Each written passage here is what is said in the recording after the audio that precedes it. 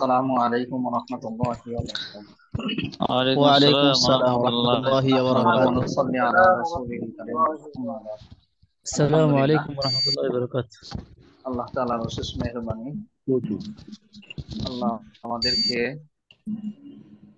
গতকালকে ন্যায় আজকেও দর্শন শ্রবণ করার তৌফিক দান করেছেন, আলহামদুলিল্লাহ। আলহামদুলিল্লাহ। ইতিমধ্যে আপনারা আহ তামরিন শুরু করেছেন, আলহামদুলিল্লাহ। একটা তামরিন আপনাদের অলরেডি হয়ে গেছে, দ্বিতীয় তামরিনটা আজকে লিখে জমা দিয়েছেন। তো আমাদের দর্সের নিয়ম হলো প্রথম 15 মিনিট আমরা তামরিন বিষয়ে কিছু মোজাকারা করি। যে সমস্ত ভুলগুলো আমাদের ছাত্র ভাইরা করেছেন ওই সমস্ত ভুল নিয়ে কিছু আলোচনা করা হয়। কারণ ব্যক্তিগতভাবে একজন একজন করে বলতে গেলে অনেক সময়ের প্রয়োজন, আবার অনেকের অনেক বিষয় বুঝে নাও আসতে পারে। এই জন্য দর্সের মধ্যে 15 মিনিট আলোচনা করা হয়। তারপরেও যদি কোনো বিষয় কারো অস্পষ্ট থেকে যায় তাহলে কষ্ট করে একটা সাথী গ্রুপে জিজ্ঞেস করবেন, অন্য ছাত্র ভাইরা সহযোগিতা করবে, অথবা মাদ্রাসার যে হোয়াটসঅ্যাপ আছে ওইখানে গিয়েও জিজ্ঞেস করতে পারেন, উস্তাদের আপনাকে সহযোগিতা করছেন। তো আজকে যে তামরিনটা ছিল, এই তামরিনের তো আলহামদুলিল্লাহ অনেকে জমা দিয়েছেন, কিন্তু দেখলাম দুই একজন একদিন তামরিন লিখেই হতাশ হয়ে গেছে। একজন তো পুরোপুরি একটা সাথী গ্রুপে লিখেই দিয়েছে যে সময় নষ্ট, ফাও ফাও, তামরিন লিখে কোনো লাভ নেই, এই ধরনের একটা কমেন্ট তিনি করেছেন। কেন করলেন তা পরবর্তীতে তার সাথে কথা বললাম। কথা বলে জানা গেল আজকে যে তামরিনটা দেওয়া হয়েছে এই তামরিনের প্রশ্ন উত্তর খুঁজতে গিয়ে সে আহ, যে মুসলিম বাংলা যে অ্যাপস আছে এখানে গিয়ে হাদিস খুঁজতে গিয়েছে, কোনো হাদিস খুঁজে পাচ্ছে না। এই জন্য তার দীর্ঘ সময় ব্যয় করেছে কিন্তু পাইনি, সার্চ দেয় কিন্তু আসে না। এই জন্য তিনি বলছেন যে ফাও ফাও, সময় নষ্ট। বলেন, এটা কি মুসলিম বাংলা অ্যাপস এর দোষ, হাদিসের কিতাবের দোষ, নাকি তার দোষ? কারণ হাদিস তো আছে এই বিষয়ে, সে খুঁজে তার দোষ। পায়নি, এটা কি তার দোষ না অ্যাপসের দোষ বা হাদিসের দোষ? এটা তো হাদিসেরও দোষ না, অ্যাপসের দোষ না, কারণ হাদিসেও আছে অ্যাপসেও আছে। আরো 1400 বছর আগের থেকে এই বিষয়টা রাসূল সাল্লাল্লাহু আলাইহি ওয়াসাল্লাম হাদিসের মধ্যে বলে গিয়েছে। কারণ আপনি খুঁজে পেলেন না এই জন্য কি আপনি নিরাশ হয়ে যাবেন? নিরাশ হওয়া যাবে না। সবাইকে বলছি কেবল তো মাত্র শুরু করেছে, তারপর আবার অনলাইন নাই। অনলাইন মানে কি, আপনি রয়েছেন সেই মনে করেন চট্টগ্রাম, আর একজন রয়েছে আরেক দেশে। তো এত দূরের থেকে যে আপনারা কিছুটাও যে ফায়দা অর্জন করতে পারছেন, এটাই তো আলহামদুলিল্লাহ। এখন একসাথে যদি সব চান যে আমি একদিনই সব শিখে ফেলবো, একবারে বড় বড় মুফতিরা যেভাবে ফতোয়া দেয় কোরআন হাদিস বিভিন্ন কিতাবাদির আলোকে, ফিকহের কিতাব ফতোয়ার কিতাব সব আমি একদিনেই পারবো, তাহলে তো এটা সম্ভব না। কি জন্য সম্ভব না? যেটা বছরের পর বছর মানুষ মেহনত করে অর্জন করে, আপনি একদিনেই চাচ্ছে, এটা তো সম্ভব না। হ্যাঁ, অনলাইনে পড়ছেন মানে এই নয় যে আপনি কিছুই অর্জন করতে পারবেন না, এমন না, সময় লাগবে। কেবলমাত্র তামলিন শুরু হয়েছে, কয়েকদিন যাক, ইনশাল্লাহ দেখবেন আপনার কাছে সহজ হয়ে যাবে। যেমন আজকে একটা স্ক্রিনশট ভিডিও দেওয়া হয়েছে, দেখলাম আলহামদুলিল্লাহ অনেকে বলছে যে উস্তাদ জি, এখন আমি কপি করতে পারছি, পেস্ট করতে পারছি, গুগল কিপে লিখতে পারছি। এভাবে যখন আপনাদের চাহিদাটা আমরা দেখব, আমাদের তো ধারণাই ছিল না যে এত ছাত্র ভাই কপি করতে পারে, কপি যে কিভাবে করতে হয় এটাও সে জানে। অবাক হয়ে গেছে দেখি অসংখ্য মানুষ যারা কপি করতে পারে, এবং কপি করে নিয়ে এসে যে আবার মাদ্রাসার হোয়াটসঅ্যাপ উস্তাদদের কাছে যে জমা দিবে, এটা যে পেস্ট করতে হয় এটাও জানে। যখন আপনারা আকাঙ্ক্ষা পেশ করবেন বা বলবেন যে আমি পারছি না, তখন আমরা ইফতার সাথী গ্রুপে দেখে বা আমাদের সাথে যোগাযোগ করলে তখন আমরা বুঝতে পারবো, এর আগে তো বুঝতে পারবো না। স্বাভাবিক একটা নিয়ম, বাচ্চা যখন কান্নাকাটি করে তখন তার আম্মা বা তার মা বোঝে যে আমার বাচ্চা খিদে লেগেছে, এই জন্য খাবার দেয়। তো আপনাদের ক্ষেত্রে এরকম, আপনারা যখন আকাঙ্ক্ষা পেশ করবেন বা পারছেন না, এই বিষয়টা যখন আপনি তুলে ধরবেন তখন আমরা বুঝতে পারবো যে হ্যাঁ, সে এটাও পারে না, তাহলে তো আমাদেরকে আরো সহজ করে উপস্থাপন করতে হবে। এই জন্য নিরাশ হওয়া যাবে না, চেষ্টা করতে হবে। চেষ্টা করতে করতে ইনশাল্লাহ একটা সময় গিয়ে আপনি কাঙ্ক্ষিত লক্ষ্যে পৌঁছতে পারবেন।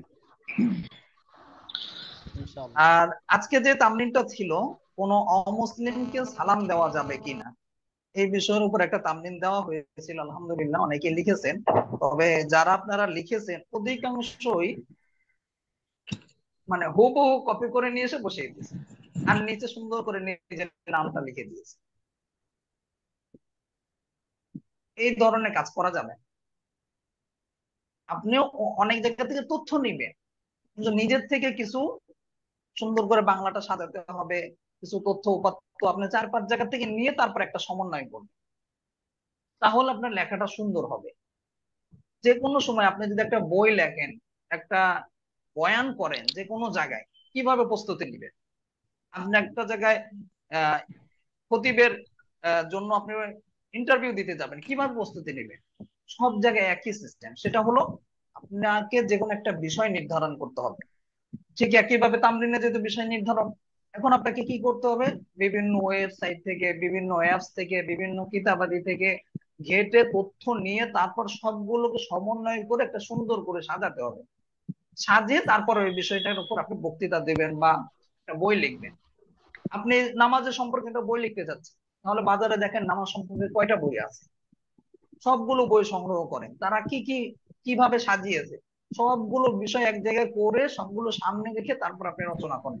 দেখবেন আপনার বইটা সবচেয়ে সুন্দর হবে, মানুষের চাহিদারও শীর্ষে থাকবে। কি জন্য? আপনি সবগুলো বইয়ের চেয়ে ভিন্ন ধাঁচে সবচেয়ে সুন্দর করে বইটা রচনা করেছেন। ঠিক একইভাবে তামরিনের ক্ষেত্রে বিভিন্ন ওয়েবসাইট থেকে, যেমন মার্কাজা দাওয়ার ওয়েবসাইট আছে alkausar.com, তারপর ফরাইজি সাহেবের ওয়েবসাইট আছে ahleofmedia.com, এরপরে আমাদের মানহালের ওয়েবসাইট রয়েছে, আরো আপনাদের গুরুত্বপূর্ণ কয়েকটা অ্যাপস দেওয়া হয়েছে, মুসলিম বাংলা অ্যাপস, আহলে অফ মিডিয়া অ্যাপস। এ ধরনের অ্যাপস এর মধ্যে কিন্তু প্রচুর মাসলা মাসাইল, প্রচুর ফতোয়া রয়েছে, প্রচুর বই রয়েছে, আবার বিভিন্ন ফতোয়ার কিতাবও রয়েছে, বিভিন্ন তাফসীরের কিতাবও রয়েছে। এগুলো যদি আপনি মোতালা করেন, তাহলে ইনশাল্লাহ আপনি অনেক কঠিন কঠিন বিষয়েও কিন্তু সমাধান পেয়ে যাবেন। তারপরে গুগলে গিয়েও যদি সার্চ দেন, গুগলেও কিন্তু প্রচুর পরিমাণে তথ্য উপাত্ত পাওয়া যায় ইসলামিক বিষয়ের উপরে। শুধু এখন আপনাকে যে কাজটা করতে হবে সেটা হলো একটু সময় ব্যয় করতে হবে। আর একটা বিষয়, এক ছাত্র ভাই যেটা তিনি আহ আহ নিরাশ হয়েছেন যে আমি হাদিস বের করতে পারছি না। হাদিস কিভাবে বের করবেন? হাদিস দুই ভাবে বের করতে পারেন। একটা হলো হাদিস নাম্বার দিয়ে, আপনার হাদিস নাম্বার জানা আছে, তাহলে হাদিস নাম্বার দিয়ে সার্চ দেন, মুসলিম বাংলা অ্যাপসে গিয়ে হাদিসের অপশনে গিয়ে আপনার হাদিসটা কিন্তু বের হয়ে আসে। আরেকটা হলো আপনার হাদিস জানা নেই, এই ক্ষেত্রে কি করবেন? এই ক্ষেত্রে আগে বিভিন্ন ফতোয়ার যে ওয়েবসাইট গুলো আছে, বিভিন্ন যে অ্যাপস আছে, এগুলোতে আগে খুঁজবেন যে ওইখানে কিছু হাদিসের ইবারত পাওয়া যায় কিনা, হাদিস নাম্বার পাওয়া যায় কিনা। যদি হাদিসের ইবারত পাওয়া যায়, নাম্বার পাওয়া যায়, কোনো কোরআনের আয়াত পাওয়া যায়, এগুলো দিয়ে তারপরে গিয়ে সার্চ দিবেন। তাহলে আপনার হাদিসটা পেতে বা কোন আয়াত পেতে, এই ধরনের দলিল পেতে, নস পেতে কিন্তু সহজ হয়ে যাবে। কোনো জায়গায় যদি কোনো কিছু না পান, তখন কি করবেন? তখন আপনাদেরকে বলেছি, সর্বপ্রথম হাদিসের কিতাবের ক্ষেত্রে মেশকাতের মধ্যে গিয়ে খুঁজবেন। আপনি বাব অনুযায়ী খুঁজতে পারেন, অধ্যায় অনুযায়ী। আপনাদের সালামের অধ্যায়, সালামের সম্পর্কে একটা মাসালা দেওয়া হয়েছে, তামলিন দেওয়া হয়েছে, তো আপনি সালামের অধ্যায়টা খুঁজেন আগে, অধ্যায়ের মধ্যে দেখেন যে এই বিষয়ে কোন হাদিস আছে, অধ্যায়ের মধ্যে গিয়ে খুঁজতে পারেন। আবার চাইলে আপনি সার্চও দিতে পারেন, বাংলাতে গিয়ে লেখেন সালাম, শুধু বাংলাতে সালাম শব্দটা লেখেন, এরপরে গিয়ে সার্চ দেন মেশকাতে গিয়ে, দেখবেন আপনার সালাম সম্পর্কিত হাদিসগুলো এসে গেছে।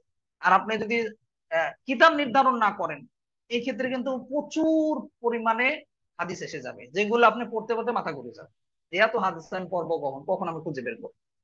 আসলে সবকিছুর মূল কথা হলো টেকনিক জানতে হবে, কৌশল জানতে হবে।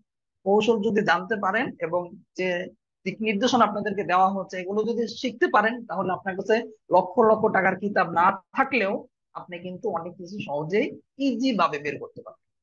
কি জন্য? আপনার কাছে অনলাইন আছে, মোবাইল আছে। তো আশা করি এগুলো আপনারা সবাই খেয়াল রাখবেন। আর কোনো কিছু না বুঝে আসলে সাথী গ্রুপে বলবেন, মাদ্রাসার হোয়াটসঅ্যাপে বলবেন, ধীরে ধীরে আপনাদেরকে ইনশাল্লাহ এই বিষয়গুলো শেখানো হবে এবং জানানো হবে। নিরাশ হওয়া যাবে না। এরপরে আজকে একটা বড় একটা ভুল দেখলাম আপনাদের। সবাই যারা তামরিন লিখেছেন, তামরিনের মধ্যে প্রশ্ন ঠিক নেই। যে রকম প্রশ্ন মাদ্রাসার পক্ষ থেকে দেওয়া হয়েছে ওই প্রশ্নটাই কপি করে নিতে হবে। যদি আপনি কপি করতে না পারেন তাহলে জানাতে হবে যে আমি কপি করতে পারি না।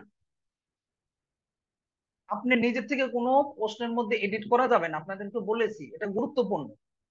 প্রশ্নের মধ্যে কোনো রকম সংযোজনও করা যাবে না, বিয়োজনও করা যাবে না, কোনো কিছু যুক্ত করা যাবে না, কোনো কিছু কাটছাঁটও করা যাবে না। হুবহু ওই প্রশ্নটা আপনাকে লিখে দিতে হবে। মাদ্রাসা গ্রুপে যাবেন, তামরিন প্রশ্নটা কপি করে তারপর আপনি গুগল কিপে নিয়ে এখানে বসাবেন। গুগল কিপে নিয়ে অনেকে দেখেছি বলছেন যে উস্তাদ যে আমি তো কপি করতে পারছি না একসাথে। কি জন্য কপি করতে পারে না? টাইটেল যেখানে শব্দটা লেখা আছে ওইখানে গিয়ে আপনি লেখা শুরু করছেন, টাইটেলে লেখা শুরু করা যাবে না। টাইটেলের নিচে যেখানে নোট ইংলিশে লেখা আছে ওইখান থেকে লেখা শুরু করতে হবে। ওইখান থেকে লেখা শুরু করলে আপনি পরিপূর্ণ লেখাটা একসাথে কপি করতে পারবেন। আরেকটি বিষয় আপনাদের বড় সমস্যা হয়েছে আজকে, সেটা হলো হাদিস নাম্বার আপনারা কি লিখবেন, অনেকে মিল পাচ্ছেন। হাদিস নাম্বারের ক্ষেত্রে আপনাদেরকে বলবো আন্তর্জাতিক নাম্বার হাদিসটা ব্যবহার করবে। আন্তর্জাতিক নাম্বার মানে, আন্তর্জাতিক নাম্বার হচ্ছে যেটা সারা বিশ্বের মধ্যে সমস্ত উলামায়ে কেরাম, সব দেশের উলামায়ে কেরাম সবাই ব্যবহার করে, ওটাই হচ্ছে আন্তর্জাতিক নাম্বার। আরো সহজে যদি বলি, মাকতাবে শামেলার মধ্যে যে নাম্বারটা ব্যবহার করা হয় ওইটা হলো আন্তর্জাতিক নাম্বার। মাকতাবে শামেলা তো সবার কাছে নেই, সবার কাছে সবার তো ব্যবহার করা সম্ভব না, সবার বোঝাও সম্ভব না। তাহলে কি করবে? এই ক্ষেত্রে আপনাদের সহজ হলো, মুসলিম বাংলা যে অ্যাপসটা আপনারা ব্যবহার করছেন, বাংলা টু আরবি, এই অ্যাপস এর মধ্যে দেখবেন আন্তর্জাতিক লেখা থাকে। বিশেষ এখনো সবগুলো হাদিসের কিতাবের মধ্যে তারা এখন আন্তর্জাতিক নাম্বার যুক্ত করতে পারেনি, কিছু যুক্ত করেছে আর কিছু এখনো কাজ চলছে। তো যেগুলো যুক্ত করেছে ওইখানে দেখবেন একটা নাম্বার দেওয়া থাকে, তারপর আবার আন্তর্জাতিক নাম্বার লেখা থাকে। প্রথমে যে নাম্বারটা দেওয়া থাকে এটা হলো ইসলামী ফাউন্ডেশনের নাম্বার, অর্থাৎ ইসলামী ফাউন্ডেশনের হাদিসের সিরিয়ালটা লেখা রয়েছে। আর যেটা আন্তর্জাতিক লেখা রয়েছে সেটা মানে আন্তর্জাতিক নাম্বারটাই ব্যবহার করেছে। যদি আপনাদের এটা বুঝতে সমস্যা হয়, কোনো সমস্যা নেই। স্বাভাবিকভাবে আমরা মানহালের পক্ষ থেকে যে নাম্বারগুলো ব্যবহার করি, বিশেষ করে কুতুবে সিত্তার ক্ষেত্রে এই নাম্বারগুলো আমরা মুসলিম বাংলা অ্যাপস এর মধ্যে যে নাম্বারটা ব্যবহার করা হয় আন্তর্জাতিক নাম্বারটা, এটাই আমরা ব্যবহার করি। মাদ্রাসার পক্ষ থেকে যদি কখনো হাদিস নাম্বার দিয়ে সহযোগিতা করা হয় তাহলে আপনারা কি করবেন? সহজে বুঝবেন যে মুসলিম বাংলা অ্যাপস এর সাথে মিল আছে। অন্য কোনো অ্যাপস এর সাথে, অন্য কোনো দর্শে আমাদের যে কিতাবগুলো আছে এগুলোর সাথে কিন্তু মিল আপনি পাবেন না। কারণ আমাদের দর্শে নুসখার মধ্যে কিন্তু পার্থক্য রয়েছে হাদিস নাম্বারের মধ্যে। তাহলে দলিলের ক্ষেত্রে কি করবেন? আন্তর্জাতিক নাম্বার ব্যবহার করবেন। আন্তর্জাতিক নাম্বার দিয়ে কিন্তু আপনি কুতুবে তিসআর মধ্যেও সহজে পেয়ে যাবেন, মাকতাবে শামেলার মধ্যেও পেয়ে যাবেন, এমনকি মুসলিম বাংলা অ্যাপসের মধ্যেও সহজে পেয়ে যাবেন।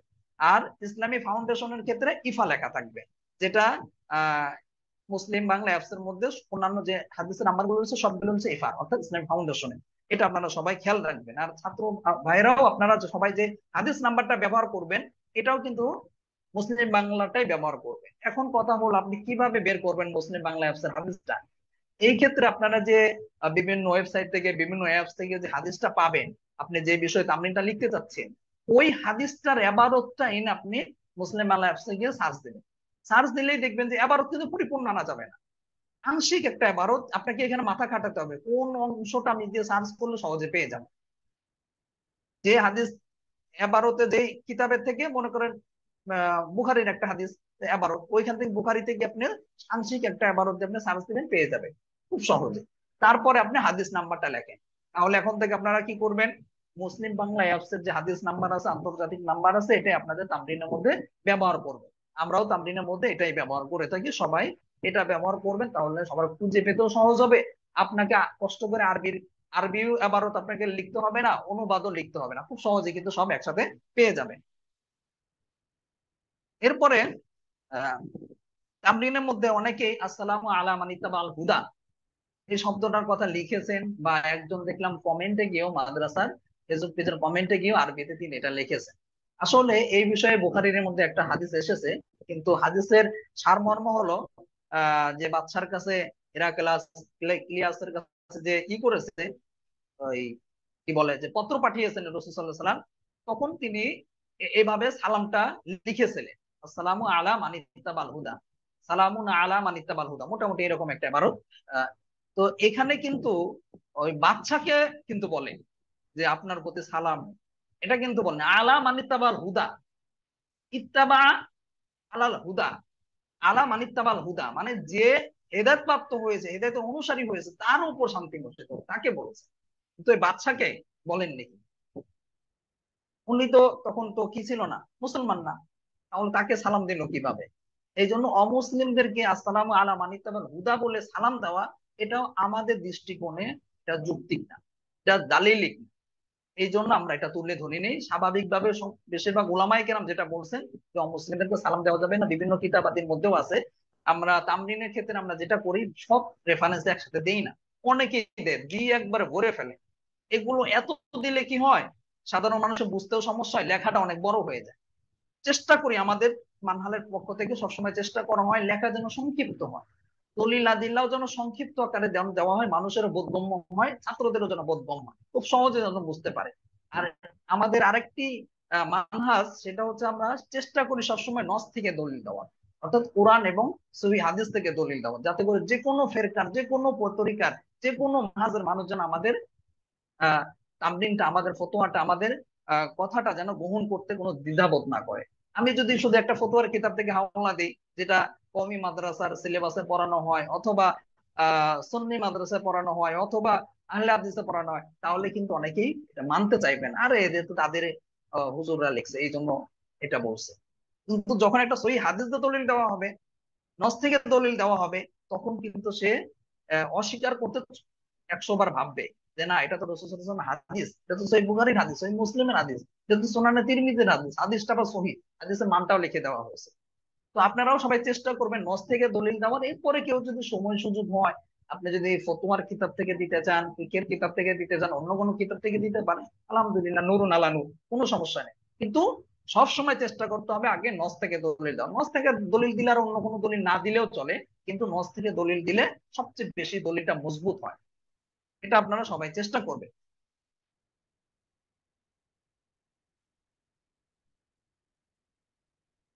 আচ্ছা, আমার কথা তো শোনা যাচ্ছে না? সমস্যা হয়েছে হুজুর। জি হুজুর, শুনতে পাচ্ছি তো। হঠাৎ করে একটু নেটওয়ার্কের কি যেন সমস্যা হয়েছে। আচ্ছা, ঠিক শোনা আছে, যাচ্ছে। যেটা বলছিলাম, নস থেকে দলিল দিতে হবে। আর নস থেকে দলিল অনেক জায়গায় দেখবে নস থেকে দলিল দেয় না। নস থেকে না দলিল দেওয়ার কারণে বড় সমস্যাটা আমাদের হয়েছে, অনলাইনে বাতিল ফেরকাদের দৌরাত্মা সবচেয়ে বেশি। কি জন্য? আমাদের ওলামায়ে কেরাম, হক্কানি ওলামায়ে কেরামরা কোনো দলিল দেয় না, কোরআন এবং সহিহ হাদিস থেকে কোনো দলিল দেয় না, এই জন্য অনলাইনে তাদের দৌরাত্মা। তো এই দৌরাত্মাকে কমানোর জন্যই মানহাল খুব চেষ্টা করে যাচ্ছে, আলহামদুলিল্লাহ। আমরা অনলাইনে আপ্রাণ চেষ্টা করে যাচ্ছে, আমরা নিজস্ব অ্যাপস করেছি, ওয়েবসাইট করেছি, এবং আমাদের এক ঝাঁক উলামায়ে কেরামকে আমরা তৈরি করার চেষ্টা করছি, যারা মুহাক্কিক হবেন, তাহকিক ওয়ালা হবেন, যারা কথায় কথায় কোরআন এবং সহিহ হাদিস থেকে বিভিন্ন রেফারেন্স ভিত্তিক, দলিল ভিত্তিক আলোচনা করবেন, দলিল ভিত্তিক কথা বলবেন, দলিল ভিত্তিক লিখবেন। এতে করে কি হবে, জাল হাদিস প্রচার হবে না, মন করা কোনো কথাও প্রচার হবে না, আবার কোরআন এবং সহিহ হাদিস গুলিও কিন্তু এটা প্রচারিত হবে। যাই হোক, আপনারা সবাই চেষ্টা করবেন এটা। আর মুফতি আব্দুল মালিক হাফিজাহুল্লাহ, যিনি আমাদের বাংলাদেশে ওলামায়ে কেরামদেরকে মার্কাজুদ দাওয়ার যে তালিম, নাজমে তালিমাত, আহ, উনি কিন্তু আপ্রাণ চেষ্টা করে যাচ্ছেন এই তাহকিকের মেজাজটা তৈরি করার জন্য। যারা ওনার বইপত্র পড়েন, ওনার লেখা পড়েন, ওনার মজলিসে বসেছেন, তারা জানেন। তো আমরা তাহকিকের ক্ষেত্রে ওনাকে অনুসরণ করি, আর ওলামায়ে কেরামদেরকে অনুসরণ করি। তো আপনাদেরকেও বলবো, আব্দুল মালিক হাফিজাউল্লাহর কিতাবাদি গুলো আপনারা পড়বেন, ইনশাল্লাহ আপনার মধ্যে তাহকিকের একটা মেজাজ তৈরি হবে। তারপরে আরেকটি কথা হলো, আপনারা যখন তামরিন লিখছেন, তামরিন জমা দিচ্ছেন, তখন তামরিন নাম্বারটা লিখে দিবেন। আজকে কয় নাম্বার তামরিন, এটা উপরে একটু লিখে দিবেন যে তামরিন 1। এভাবে লিখে দিলে কি হয়, আমাদের বুঝতে সুবিধা হয়, আমরা এক নজরে কিন্তু উস্তাদরা বুঝতে পারে যে কয় নাম্বার তামরিন আপনি জমা দিয়েছেন। আরেকটি অভিযোগ না, আরেকটি বিষয় আপনারা জানতে চেয়েছেন অনেকে, যে ওস্তাদ জি, আমি হরকত কিভাবে বসাবো। আসলে হরকত বসানোর কোনো দরকার নেই, তারপরও যদি আপনি বসাতে চান, সেটা হলো সালামের ক্ষেত্রে, বিসমিল্লাহর ক্ষেত্রে, খুতবার ক্ষেত্রে হরকত লাগানো দরকার। এটাও আজকে আপনাদেরকে কপি করে কিন্তু মাদ্রাসা গ্রুপে দেওয়া হয়েছে, চাইলে আপনারা ওইখান থেকে কপি করে আপনাদের তামরিনের মধ্যে বসাতে পারেন। এটা হলো সবচেয়ে সহজ পদ্ধতি। প্রত্যেকদিন যদি আপনি লিখতে যান, হরকত লাগাতে যান, আপনার ভুল হবে বা সমস্যা হবে, সময় লাগবে। সময় কিভাবে বাঁচানো যায় চেষ্টা করতে হবে। আপনাদেরকে আমি বলেছি, সমস্ত উলামায়ে এখন আপডেট হয়ে গেছেন, আগের যুগের মতো নেই। আদিফ হুজুরকে আমি দেখেছি, আমি আদিফ হুজুরের সরাসরি ছাত্র, মাদ্রাসাতুল মদিনায় পড়েছি। তো মাদ্রাসাতুল মদিনায় দেখেছি, আদি হুজুরকে, আদি হুজুর অনেকে চিনবেন না, মানে মৌলানা আবু তাহির মেজবা হাফিজাউল্লাহ, যিনি বাংলাদেশের মাদানী নিসাবের প্রবর্তক এবং কওমি মাদ্রাসারই আহ, আরেকটি যে আছে নেসাব আছেন মাদানী নেসাব, ওই নেসাবেরই যিনি প্রবর্তক এবং মাদ্রাসাতুল মদিনার যিনি মুদির, তিনি হচ্ছেন আবু তাহির মেজবা হাফিজাউল্লাহ, বাংলাদেশের বড় একজন আলেম। হয়তো অনেকে আপনারা চিনবেন, অনেকে চিনবেন না, যারা কওমি মাদ্রাসায় পড়েছেন তারা চিনবেন সহজেই। তো উনাকে আমি দেখেছি খুবই, এর আগে আপনাদের কিছু বলেছিলাম, এত আখলাক ওয়ালা, আল্লাহু আকবার, মানে এত সুন্দর আচরণ উচ্চারণ, মানে সরাসরি না দেখলে, ওনার সোহবতে না থাকলে আপনারা বুঝবেন না। এত আখলাক ওয়ালা, এত সুন্দর আচরণ উচ্চারণ, বলতে মানে বোঝার মতো না, বা না দেখলে বুঝবেন না, আমি বলে বোঝাতে পারবো না। তো উনাকে দেখেছি উনি এত মেহনত করেন, দর্শি কিতাবগুলো তিনি নিজে রচনা করছেন, একজন ব্যক্তি একটা একাডেমির কাজ করছেন। তো তাকে দেখেছি, অনেক সময় আমরা রাত্রিবেলা ঘুমাতে যাচ্ছি, দেখেছি ওস্তাদজির যে রুম রয়েছে, কক্ষ রয়েছে, ওইখানে লাইট জ্বলছে, বাইরে থেকে বোঝা যাচ্ছে কামরার মধ্যে লাইট জ্বলছে। আবার আমরা অনেক সময় ঘুমে শেষ রাতে যখন ফজরের আগে ঘুমের থেকে উঠে গেছি, তখন দেখি লাইট জ্বলছে। এত মেহনত করেন। আর যেটা আমরা কাছে থেকে দেখেছি, উনি সবসময় কম্পিউটারে লেখেন, অর্থাৎ অনলাইনকে কাজে লাগাচ্ছেন, মাকতাবের ঝামেলাকে কাজে লাগাচ্ছেন। আপনি যদি এখন হাতে লিখতে যান, তাহলে আপনার লেখাটাও দেরি হবে, তারপরে আবার আপনার সময়ও বেশি লাগবে। এই জন্য অনলাইনকে কাজে লাগান, অনলাইন একটা নিয়ামত। আর যদি আপনি কাজে না লাগান, বেকাজে লাগান, অকাজে লাগান, তাহলে এটা একটা গজব হবে। আব্দুল মালিক হাফিজাউল্লাহকে আমি একবার সরাসরি কাছের থেকে দেখছি, একদম কাছের থেকে। ওনার হাতে এত বড় একটা ট্যাব, ট্যাব মানে মোবাইলের মতো যেটা বড়, অনেকেই জানেন অনেকে জানেন না, ওইটাতে তিনি লেখালেখি করেন পরে। ট্যাবের মধ্যে পড়লে সবচেয়ে আরো সহজ হয়, চোখের জন্য আরাম। মোবাইলের মধ্যে তো ছোট্ট স্ক্রিন, এটা পড়তেও সমস্যা, মোতালা করতেও সমস্যা, লিখতেও সমস্যা। তো দেখেছি আব্দুল মালিক হাফিজুল্লাহ ট্যাব নিয়ে বসে আছে, ট্যাব নিয়ে কাজ করছে, ট্যাব নিয়ে লিখছে। তো প্রযুক্তিকে কাজে লাগান, এটা কোনো খারাপ না। সমস্ত দেশের ওলামায়ে কেরাম এখন মাকতাবের সামনে লাগে কাজে লাগাচ্ছে, কারণ লিখতে বেশি সময় লাগে না, এবারত লেখা, অনুবাদ করা খুব সহজ। তো আপনারা, আমরা বাঙালি ওলামায়ে কেরাম হিসেবে আমরা যে সমস্ত অ্যাপস, মুসলিম বাংলা সহকারে যে সমস্ত অ্যাপস হয়েছে বাংলা ভাষা, এগুলো আমরা কাজে লাগাতে পারি খুব সহজেই, কিন্তু আমরা অনুবাদ সহকারে গুরুত্বপূর্ণ পয়েন্ট গুলো কিন্তু এখান থেকে আমরা সংগ্রহ করতে পারি। যাই হোক, এই হলো মূল কথা। আর আজকে তামরিনটা আপনারা অনেকেই লিখেছেন, আরো আহ এই তামরিনের মধ্যে যেটা, এই তো মোটামুটি আর দুইটা হাদিসের হাওলা দেওয়া হয়েছে। আজকে তামরিন যেটা সম্পাদনা করা হয়েছে, আপনারা অনেকে হয়তো দেখেছেন, দেখেননি, মাদ্রাসা গ্রুপের মধ্যে কিন্তু তামরিনের লিংক দেওয়া হয়েছে, মাদ্রাসার ফেসবুক পেজে আপলোড করা হয়েছে। তো এখানে আপনারা যদি লক্ষ্য করেন, আমরা দুইটা হাদিসের হাওলা দিয়েছি। একটা হাদিসের মধ্যে সালাম না দিতে রাসূল সাল্লাল্লাহু আলাইহি ওয়াসাল্লাম নিষেধ করেছেন। এখানে আরেকটি অংশ আছে হাদিসের মধ্যে, সেটা হলো রাসূল সাল্লাল্লাহু আলাইহি ওয়াসাল্লাম রাস্তাকে সংকীর্ণ করে দিতে দেওয়ার কথা বলেছেন। সংকীর্ণ করা, ওই কথাটা কিন্তু বাদ দেওয়া হয়েছে। একজন মুফতি সাহেবকে বিচক্ষণ হতে হবে, অলরাউন্ডার হতে হবে। তিনি কি করবেন, সব কথা সব জায়গায় আনবেন না। আপনি যদি এই যে কাফেরদেরকে রাস্তা সংকীর্ণ করার অনুবাদটা নিয়ে আসেন, এখানে কিন্তু যারা পাঠক আছে, সাধারণ মানুষ আছে, তাদের মনে মধ্যে প্রশ্ন জাগবে, কেন রাস্তা সংকীর্ণ করার কথা বললেন। এখানে আপনার আবার ব্যাখ্যা দিতে হবে, এক কাজের মধ্যে আরেক কাজ চলে আসবে, তখন কিন্তু ব্যাখ্যা দিতে গেলে কিন্তু বিষয়টা ভিন্ন রকম হয়ে যাবে। তো এই জন্য আপনার যতটুকু প্রয়োজন ততটুকু কিন্তু আনা হয়েছে হাদিসের অংশ। তো আপনাদের এখানে বিচক্ষণতার পরিচয় দিতে হবে, এটা একটা সূক্ষ্ম জিনিস, আপনি চিন্তা না করলে বুঝবেন না। তারপরে আহ দ্বিতীয় যেটা হাদিসটা আনা হয়েছে, এখানে দেখেন হাদিসের মধ্যে কিন্তু ব্র্যাকেটের মধ্যে, বন্ধনীর মধ্যে কিন্তু তোমাদের প্রতিও এরকম একটা শব্দ যুক্ত করা হয়েছে। এটা কেন যুক্ত করা হয়েছে, যাতে করে সাধারণ পাঠক যারা আছে তারা যেন বুঝতে পারে। কিছু কিছু সময় সাধারণ পাঠকের বোঝার জন্য হাদিসের অনুবাদ, কোরআনের অনুবাদের মধ্যে ওলামায়ে কেরাম কি করেন, বন্ধনীর মধ্যে আনতে হবে। এটা কিন্তু এমনি বিস্তারিত আনা যাবে না, তাহলে মানুষ কিন্তু হাদিস মনে করবে। বন্ধনের মধ্যে এনে বোঝাতে হবে, যে যাতে করে তারা অনুবাদটা সহজে বুঝতে পারে। তো আমাদের এখানেও কিন্তু এটাই করা হয়েছে, মুসলিম অ্যাপসের মধ্যে এটাই করা হয়েছে। আর হাদিস আমরা দুইটা করে এনেছি। আপনারা সবাই চেষ্টা করবেন প্রতিটা হাদিসের হাওলা দিলে দুইটা করে হাদিসের হাওলা দেওয়ার চেষ্টা করবেন। যেমন আমরা প্রথম হাদিসের ক্ষেত্রে এনেছি সহিহ মুসলিম থেকে, তারপর মেশকাতে থেকে।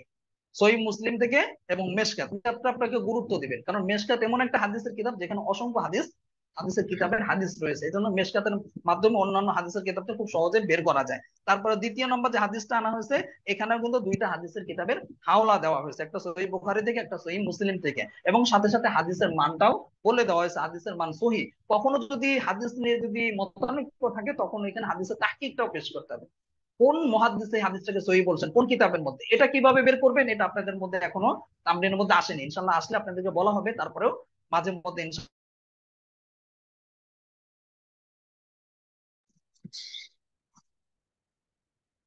কি কেউ জানতে পারবে। এটা কিভাবে ব্যবহার করতে হয়, কি নিয়ন্ত্রণ, ইনশাল্লাহ আমরা সামনে আসলে বলবো। আজকে একটু সময় বেশি লেগে গেল, যেহেতু একটু প্রথম প্রথম, তো এই জন্য সামনে আমরা আরো সময় কমিয়ে আনবো, তামরিনের জন্য এত আলোচনা থাকবে না, যেহেতু প্রথম প্রথম এই জন্য। যাই হোক, গতকালকে আমরা কাওয়াইদুল ফিক নামে যে কিতাবটা আংশিক কিছু আলোচনা করা হয়েছিল, যে আমরা এই কিতাবটা শুরু করব। এই কিতাবের সাথে সাথে আমাদের, এই কিতাব না, সারা বছরই আমরা প্রতিটা কিতাবের সাথে সাথে আমরা তামরিনও চলবে, কিতাবও চলবে। তো এই কিতাবের নাম সম্পর্কে আমরা গতকালকে জেনেছি, কিতাবের লেখককে, তার নামও সম্পর্কে আমরা কিছু আংশিক আলোচনা গতকালকে করেছিলাম। আজকে আমরা মুসান্নিফ অর্থাৎ এই কিতাবের কাওয়াইদুল ফিক কিতাবের মুসান্নিফের জীবনী সম্পর্কে কিছু আলোচনা করব।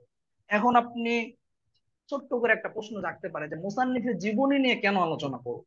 কারণ হলো, যখন আপনি একজন ব্যক্তি সম্পর্কে জানবেন, তার পরিচয় আপনার সামনে থাকবে, তখন তার প্রতি কিন্তু একটা মহব্বত সৃষ্টি হবে, তার লেখনির প্রতি মহব্বত সৃষ্টি হবে, তার লেখাকে, তার কথাকে, প্রতিটা বিষয়কে আপনি গুরুত্ব দিবেন। আর যদি পরিচয় জানা না থাকে, তখন কিন্তু আপনি গুরুত্ব দিবেন না, এটাই স্বাভাবিক। যেমন আপনাদেরকে বলি, বসুন্ধরাতে যখন মুফতি আব্দুর রহমান রহমতুল্লাহ আলাইহি যখন ইন্তেকাল করলেন, ওই সময় জানাজার মধ্যে মুফতি আব্দুল মালিক হাফিজাহুল্লাহ গিয়েছিলেন। অনেক ছাত্র, অনেক ওলামায়ে কেরাম ওনাকে না চেনার কারণে ওনাকে অনেকজন ধাক্কাও দিয়েছে, যেহেতু মানুষজন বেশি। কিন্তু যারা চিনেছে তারা আবার হুজুরকে এক পলক দেখার জন্য সরাসরি অনেকে ভিড়ও জমিয়েছে। কিন্তু লোকটা দেখতে কিরকম, মানে আব্দুল মালিক হাফিজাহুল্লাহ দেখতে কিন্তু হ্যাংলা পাতলা, একবার ছোট্ট একটা, মানে বেটে মানুষ, খাটো মানুষ, আহ, আহ, গায়ের রঙও কিন্তু কালো। কিন্তু আল্লাহ তাআলা দেখেন ওনাকে ইলমের সাগর বানিয়ে দিয়েছেন। তো এইরকম ভাবে আপনার পরিচয় যদি জানা থাকে, তখন কিন্তু আপনি তাকে গুরুত্ব দিবেন, তার কথাকে, তার লেখাকে, সবকিছুকে গুরুত্ব দিবেন, যে না, এটা সাধারণ মানুষ না, এটা অসাধারণ মানুষ। এই জন্য আপনি গুরুত্ব দিবেন। ঠিক একইভাবে এই জন্য আমরা মুসান্নিফের জীবনী নিয়ে আলোচনা করব। প্রতিটি কিতাবের ক্ষেত্রেই যে কয়টা কিতাব পড়ানো হবে, সবগুলো কিতাবেরই মুসান্নিফের জীবনী এবং লেখকের জীবনী নিয়ে আমরা আলোচনা করব। তো আজকে আমরা যে কিতাবটি পড়ব, যে কিতাবের মুসান্নিফে আলোচনা করব, তার নাম তো আপনারা জেনেছেন। সংক্ষিপ্ত ভাবে কিতাবের মধ্যে লেখা রয়েছে মুফতি আমিমুল ইহসান রহমতুল্লাহ আলাইহি। তো তিনি 1911 সালের 24শে জানুয়ারি, 1911 সালের, এখানে আরেকটি কথা আপনাদের বলে রাখি, প্রায় পরীক্ষাতেই, প্রথম সাময়িক হোক, দ্বিতীয় সাময়িক পরীক্ষা হোক, বার্ষিক পরীক্ষা হোক, মোসান্নিফের জীবনে কিন্তু পরীক্ষায় আসে। একটা পরীক্ষার প্রশ্ন আপনাদেরকে মানে কিতাব শুরুর আগেই আউট করে দিলাম, বুঝেছেন সবাই? মোসান্নিফের জীবনী কিন্তু কি পরীক্ষায় কিন্তু আসে। এই জন্য মোসান্নিফের জীবনীকে গুরুত্ব দিতে হবে, কিছু হলেও যেন আপনার মাথায় থাকে, যাতে করে পরীক্ষাটা খুব সহজ হয়। ইনশাল্লাহ, আলহামদুলিল্লাহ, আমাদের পরীক্ষা সহজ হয়, তারপরেও আরেকটু সহজ হবে যদি আপনার একটা প্রশ্ন কি থাকে, আউট থাকে। আপনার যদি জানা থাকে, তো আপনাদেরকে আগে আউট করে দেওয়া হলো। মুসান্নিফের জীবনী কিন্তু পরীক্ষায় আসে, আসবে এটা কিন্তু বলছি না, আসে এটা বলছি। মানে প্রথম সময় কিনা আসলে, দ্বিতীয় সময় আসতে পারে, বার্ষিক পরীক্ষা আসতে পারে, যে কোনো একটা সময় আসতে পারে। এই জন্য মুসান্নিফের জীবনীটাকে গুরুত্ব দিবেন। তাহলে আমরা কি জানলাম? মুফতি আমিমুল ইহসান রহমতুল্লাহ আলাইহি 1911 সালের 24শে জানুয়ারি তিনি জন্মগ্রহণ করেন। কোথায় জন্মগ্রহণ করেছেন? মূলত বিহার, যেটা বর্তমানে ভারতে, বিহার মুঙ্গের জেলার পাসনা নামক গ্রামে জন্মগ্রহণ করেন 1911 সালের 24শে জানুয়ারি। আরবিতে বললে 1329 হিজরির 22শে মহররম, 1329 হিজরির 22শে মহররম তিনি জন্মগ্রহণ করেন। মুফতি সাহেবের পিতার নাম ছিল সৈয়দ হাকিম আব্দুল মান্নান। আপনারা প্রয়োজন তো নেই, একটু মিউট করে রাখেন, বারবার এই করলে আওয়াজ আসে, অনেক ছাত্র ভাইয়ের সমস্যা হয়, যেহেতু অনেকে হেডফোন দিয়ে ক্লাসে বসেন। মিউট করে রাখেন, মানে আপনারা মোবাইল ধরবেন না, তাহলে ঠিক থাকবে। মুফতি আমিমুল ইহসান রহমতুল্লাহ আলাইহি অসাধারণ একজন মানুষ ছিলেন। ওনার জীবনীটা যত জানবেন তত ভালো লাগবে। সবারই কিতাবাদির মধ্যে আছে, তারপরে কিছু আলোচনা করা, আপনারা জানেন অনেকেই। আরেকজন মুসান্নিফের জীবনী আপনারা পড়বেন এই কিতাবের পরেই, সেটা হলো উসুল ইফতা ওয়া আদাব। সেই কিতাবের লেখক হলো কে? এখনো জীবিত আছেন আলহামদুলিল্লাহ, মুফতি তাকি উসমানী হাফিজাহুল্লাহ। ওনার জীবনীটাও এরকম অদ্ভুত। যত জানবেন ওনার সম্পর্কে, তত আপনার আহ মানে পেরেশান হবেন যে আল্লাহু আকবার, একজন মানুষের পক্ষে এত কাজ করা কিভাবে সম্ভব। যাই হোক, মুফতি আমিমুল ইহসান রহমতুল্লাহ পিতার নাম কি? আব্দুল হাকিম আব্দুল মান্নান, এবং তার মায়ের নাম হলো সৈয়দা সাজেদা। মুফতি আমিমুল ইহসান রহমতুল্লাহ আলাইহি মূলত 4 ভাই 3 বোন ছিলেন তারা। তাদের মধ্যে তিনি ছিলেন হলো দ্বিতীয়। 4 ভাই 3 বোনের মধ্যে তিনি ছিলেন কি দ্বিতীয় ছিলেন, 2 নম্বরে ছিলেন। আর মুফতি সাহেব আবার তার পিতার দিক থেকে, বংশের দিক থেকে, মানে পিতা এবং মাতা উভয় দিক থেকে, বংশের দিক থেকে তারা সাইয়্যেদ ছিলেন, অর্থাৎ নবীর বংশধর ছিলেন। এখানে আরেকটি বিষয় না বললেই নয়, আজকাল বাংলাদেশের অলিতে গলিতে সাইয়্যেদ, সৈয়দ এবং নবীর বংশ দাবি করা লোকে ভরপুর হয়ে গেছে। আমি একজনের কথা শুনেছিলাম, উনি নিজের নামের শুরুতে সৈয়দ লিখতো না, হঠাৎ করে দেখি শুনলাম যে সৈয়দ হয়ে গেছে। কিভাবে হলো? পরবর্তীতে উনার বক্তা মানুষ, এরপরে উনি বললেন যে ভাই আমি সৈয়দ হয়েছি কিভাবে, আসলে আমি ঘুমিয়েছিলাম, রাতের বেলা স্বপ্নে দেখলাম যে রাসূল সাল্লাল্লাহু আলাইহি ওয়াসাল্লাম এসে বলছেন যে তুমি আমার বংশধর, এই জন্য আমি এখন থেকে সৈয়দ।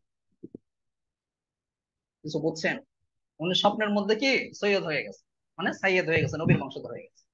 আচ্ছা, বংশধর এটা কি স্বপ্নের বিষয় না বাস্তবিক বিষয়? এখানে সূক্ষ্ম একটা বিষয় আপনাদের বলে রাখি, সেটা হলো নবীর বংশধর দাবি করতে হলে তার কাছে নসবনামা থাকতে হবে, যে সে যে নবীর বংশধর, প্রকৃত অর্থে যে সে নবীর বংশধর, তারপরে সে নিজেকে সাইয়্যেদ দাবি করতে পারে। তারপরেও যদি এমন হয় যে আহ হঠাৎ করে এরকম হয়নি, বরং তারা বংশ পরম্পরায়, অর্থাৎ তাদের বংশ পরম্পরায় চলে এসেছে যে তারা সবাই সাইয়্যেদ লেখা এবং নবীর বংশধর, এটা জেনে এসেছে। যেমন আমরা জানি চরমোনাই পীর সাহেব, বাংলাদেশের চরমোনাই পীর সাহেবের আমি যতটুকু শুনেছি তারা এরকম যে তারা বংশ পরম্পরায় জেনে এসেছে তারা সৈয়দ, কিন্তু তাদের কাছে নসব নেই। নসবনামা না থাকার কারণে তারা সরাসরি অস্বীকারও করে না, আবার সরাসরি ভাবে মজবুতের সাথে স্বীকারও করেন না যে আমরাই সৈয়দ, সৈয়দি। কিন্তু তারা এখানে এহতিয়াত পালন করে, আমি যতটুকু শুনেছি, বাস্তবতা জানা নেই। তারা এই জন্য সদকার মাল গ্রহণ করে না, সাইয়্যেদ যারা তাদের তো সদকা গ্রহণ করতে পারে না, হাদিয়া গ্রহণ করে। এই জন্য নিজেদের নামের শুরু তারা সৈয়দ বসিয়ে থাকে। আরো অনেকে বাংলাদেশে সৈয়দ আছে, চট্টগ্রামের ওইদিকে আরো বেশি সৈয়দ পাওয়া যায় বা সাইয়্যেদ পাওয়া যায়, এরকম আছে অনেকে। কিন্তু সৈয়দ হওয়ার জন্য, সাইয়্যেদ হওয়ার জন্য অবশ্যই কি নসব নামা থাকতে হবে। তো আমাদের এই মুসান্নিফের যে মুফতি আমিমুল ইহসান রহমাতুল্লাহ আলাইহি, তিনি পিতার দিক থেকে মাতার দিক থেকে উভয় দিক থেকে তিনি কি ছিলেন? সৈয়দ ছিলেন, বা নবীর বংশধর ছিলেন, সাইয়্যেদ ছিলেন। এই জন্যই তার নামের শুরুতে তার পূর্বপুরুষগণ সবাই নামের শুরুতে কি সাইয়্যেদ শব্দটি ব্যবহার করতেন। মুফতি আমিমুল ইহসান রহমাতুল্লাহ আলাইহি মূলত তার নাম রাখা হয়েছিল মোহাম্মদ। তার নাম কি, মূল নাম কি মোহাম্মদ, কিন্তু তার উপাধি ছিল না আমিমুল ইহসান। মূল নামটাই এখন ঢাকা পড়ে গেছে, তার উপাধিটা এতটা বেশি ফেমাস হয়েছে, এতটা বেশি প্রসিদ্ধ হয়ে গেছে যে মূল নাম আর কেউ জানে না, এরকম হয়ে গেছে। মূল নাম কি ছিল মূলত মোহাম্মদ, যেহেতু বেশি প্রসিদ্ধ হয়েছে আমিমুল ইহসান, এই জন্য আমরা কিতাবের মধ্যেও দেখি কি আমিমুল ইহসান লেখা রয়েছে, কিন্তু মূল নাম কি আমিমুল ইহসান নয়, বরং কি মোহাম্মদ। তো এটা অনেক সময় হয়ে যায়, বিভিন্ন কারণে হয়ে যায়। এই জন্য আপনাদেরকে আমি আরেকটি বিষয় বলে রাখবো, নিজের সন্তানদের নামের ক্ষেত্রে তারপরে কেউ যদি আপনার কাছে নামের বিষয়ে পরামর্শ চায় কি নাম রাখা যায়, তাহলে আপনাদেরকে বলবো বেশি বড় নাম রাখতে যাবে। বেশি বড় নাম রাখতে গেলেই নাম পাল্টে যায়, 2 শব্দের বেশি যাবেনি না, 2 শব্দ। আবার মোহাম্মদ যুক্ত করতেই হবে এটাও জরুরি না তো নামের ক্ষেত্রে। সাহাবায়ে কেরামদের মধ্যে দেখেন, আইম্মায়ে মুজতাহিদিনদের মধ্যে দেখেন, তাবে তাবেঈনদের মধ্যে দেখেন, সবাই কিন্তু নামের সঙ্গে মোহাম্মদ ব্যবহার করতেন না। মোহাম্মদ নামের ফজিলত আছে, আমি এটা বোঝানোর জন্য বলছি, যেটা ব্যবহার করাই লাগবে এটা জরুরি না। এই জন্য নাম সবাই চেষ্টা করবেন 2 শব্দের মধ্যে রাখার জন্য, তাহলে কিন্তু আপনার নামটা বিকৃত হবে না। আর নামের মধ্যে একটু সহজতা আনবে, কঠিন নাম রাখবেন না যেটা মানুষ উচ্চারণই করতে পারে। অনেকেই দেখি আপনার নাম সহজ, কিন্তু আহ নিজের গ্রামের নাম এটা যুক্ত করতে গিয়ে নামটা কঠিন হয়ে যায়। যেমন গত বছর আমাদের ছাত্র ছিল, ওনার বাড়ি ছিল সুনামগঞ্জে। তো সুনামগঞ্জে যে গ্রামে তার বাড়ি, গ্রামের নাম হচ্ছে বর্ম উত্তর, বর্ম উত্তর। গ্রামের নামটা দেখেন এত কঠিন একটা নাম, এই নামটা আবার তার নামের সাথে যুক্ত করেছে, নামের সাথে যুক্ত করে এখন লিখেছেন তিনি বর্ম উত্তরী। এরকম করবেন না, কঠিন নাম হলে না উচ্চারণ করা মানুষের কঠিন হয়ে যায়। এই জন্য সহজ নামের মধ্যে চেষ্টা করতে করে মানুষেরও ফায়দা, আপনারও ফায়দা। মানুষের ফায়দা কিভাবে? নাম হলো বড় একটা নাম, যে আবু বকর সিদ্দিক, মোহাম্মদ আবু বকর সিদ্দিক। এখন অনেকে কি বক্কার বক্কা করে ডাকে, নামকে কিন্তু এখন ব্যঙ্গ করে ফেলে, আবার আরো অনেক ভাবে অনেক রকম ব্যঙ্গ করে। এই জন্য নামকে একটু সহজ রাখার চেষ্টা করবেন। আপনার কাছে তো পরামর্শ চাইলে সহজ নাম বলবেন। তো এতক্ষণ আমরা মুফতি আমিনুল ইহসান রহমতুল্লাহ আলাইহির জন্ম সম্পর্কে কিছু আলোচনা করলাম, পারিবারিক কিছু পরিচিতি সম্পর্কে আলোচনা করলাম। এখন আমরা তার শিক্ষা জীবন নিয়ে কিছু সংক্ষিপ্ত আলোচনা করব।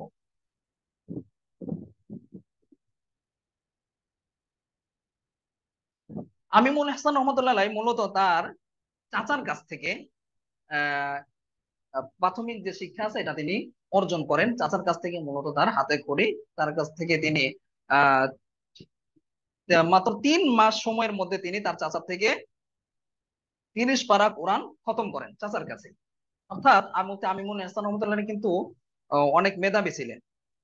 যখন তিনি 30 পারা কোরআন খতম করলেন, এই সময় তার বয়স মাত্র ছিল 5 বছর। 5 বছর বয়সের মধ্যে চাচার কাছে তিনি পরিপূর্ণ কোরআন খতম করেন। এর থেকে একটা জিনিস আমরা বুঝতে পারি, যদি কারো আগ্রহ থাকে, চেষ্টা থাকে, এবং এরকম যদি গার্ডিয়ান থাকে, গার্জিয়ান না, কি শব্দটা, গার্ডিয়ান। অনেকে আমাদের উস্তাদরা হুজুর আমরা বলি কি গার্জিয়ান। আমাদের মাদ্রাসা সব উস্তাদরাই বেশিরভাগই বলে এই তোর গার্জিয়ানকে ডাক দে। গার্জিয়ান না ভাই, শব্দটা কি হবে, গার্ডিয়ান। আর ইংলিশ উচ্চারণ না করতে পারলে দরকার নেই, আপনি সহজ বাংলাটা বলেন, অভিভাবক। অভিভাবক। এই জন্য ইংলিশ বলতে গেলে সহি শুদ্ধ যেটা আছে এটা বলবেন, নতুবা বলার দরকার নেই, বাংলাটা বললেই ভালো। আর যদি পারেন আলহামদুলিল্লাহ ভালো। আচ্ছা, যেটা বলছিলাম, মুফতি আমিনুল ইহসান রহমতুল্লাহ কি করেছেন, 5 বছর বয়সে তিনি 30 পারা কোরআন খতম করেছেন। সাথে সাথে তিনি আব্দুল দাইয়ান, সৈয়দ আব্দুল দাইয়ানের কাছে তিনি ফার্সি ভাষায় উপর জ্ঞান অর্জন করেন।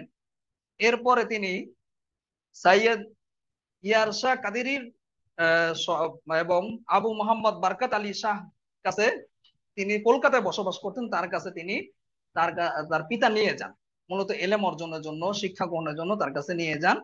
পরবর্তীতে তিনি তার কাছে গিয়ে যেহেতু শিক্ষা লাভ করেছেন এবং তার আচরণ উচ্চারণ সবকিছুতে তিনি মুগ্ধ হয়ে যান। এরপরে তিনি আমিনুল ইহসানকে নিজের আপন হিসেবে গ্রহণ করে নেন এবং মাত্র 2 বছরের ব্যবধানে। ওস্তাদজি একটু ক্ষমা করবেন, আমার চাচা ইন্তেকাল করছেন, সবার কাছে একটু দোয়া প্রার্থী, সবাই একটু যেন দোয়া করে আমার চাচার জন্য। মাত্র 2 বছরের ব্যবধানে তিনি কি করেন, মুফতি সাহেব মোহাম্মদ বরকত আলী শাহ রহমতুল্লাহ আলাইহির নিকট তিনি আরবি ব্যাকরণ যেটা আছে, এই সমস্ত বিষয়ের উপর তিনি জ্ঞান অর্জন করেন এবং পাশাপাশি ফার্সি সাহিত্য নিয়ে তাজবিদের আরো যে সমস্ত প্রাথমিক যে সমস্ত জ্ঞান আছে এগুলো তিনি অর্জন করেন। পরবর্তীতে হযরত শাহ বরকত আলী শাহ রহমতুল্লাহ আলাইহির কাছে তিনি তাসাউফের উপরে মুরিদ হন। মুফতি সাহেব নিজের নামের শেষে বারাকাতি যুক্ত করতেন। কি জন্য যুক্ত করতেন, তার উস্তাদের দিকে নেসবত করে তিনি বারাকাতিটা যুক্ত করতেন। এই ক্ষেত্রে আপনাদের একটা কথা বলি, অনেকেই আমরা দেখা যায় যে আমাদের আকাবির আসলাফদের মধ্যে, এমনকি সাহাবায়ে কেরামদের মধ্যে আমরা দেখি তারা গ্রামের দিকে, দেশের দিকে নেসবত করে। যেমন সালমান ফার্সি, ফার্সি কেন, পারস্য দেশের, অর্থাৎ বর্তমান ইরানে তিনি বাসিন্দা ছিলেন, এই জন্য নামের শেষে ফার্সি যোগ করতেন। এইরকম কেউ কেউ চাইলে আপনি গ্রামে দেখে নেসবত করতে পারেন, এলাকা থেকে নেসবত করতে পারেন। তবে আপনাদেরকে আমি পরামর্শ দেবো, নেসবত করতে গিয়ে যদি নামটা কঠিন হয়ে যায়, অনেক বড় হয়ে যায়, তাহলে নেসবত করবেন। এতে করে আপনারও সমস্যা, মানুষেরও সমস্যা। তখন নাম মানুষ পাল্টে ফেলে, তখন আপনার নামই বাদ যায়, আপনার নেসবতের দিকে ডাকে, বলে কি যে শরীয়তপুরি এসেছে। কে এসেছে? শরীয়তপুরি। শরীয়তপুরীর নাম কি জানা নাই, পুরো নামও বলতে পারেন, এলাকার নাম বলে ডাকে। এই জন্য সংক্ষিপ্ত যদি নাম হয়, এই ক্ষেত্রে আপনি নেসবত করলে সবচেয়ে ভালো।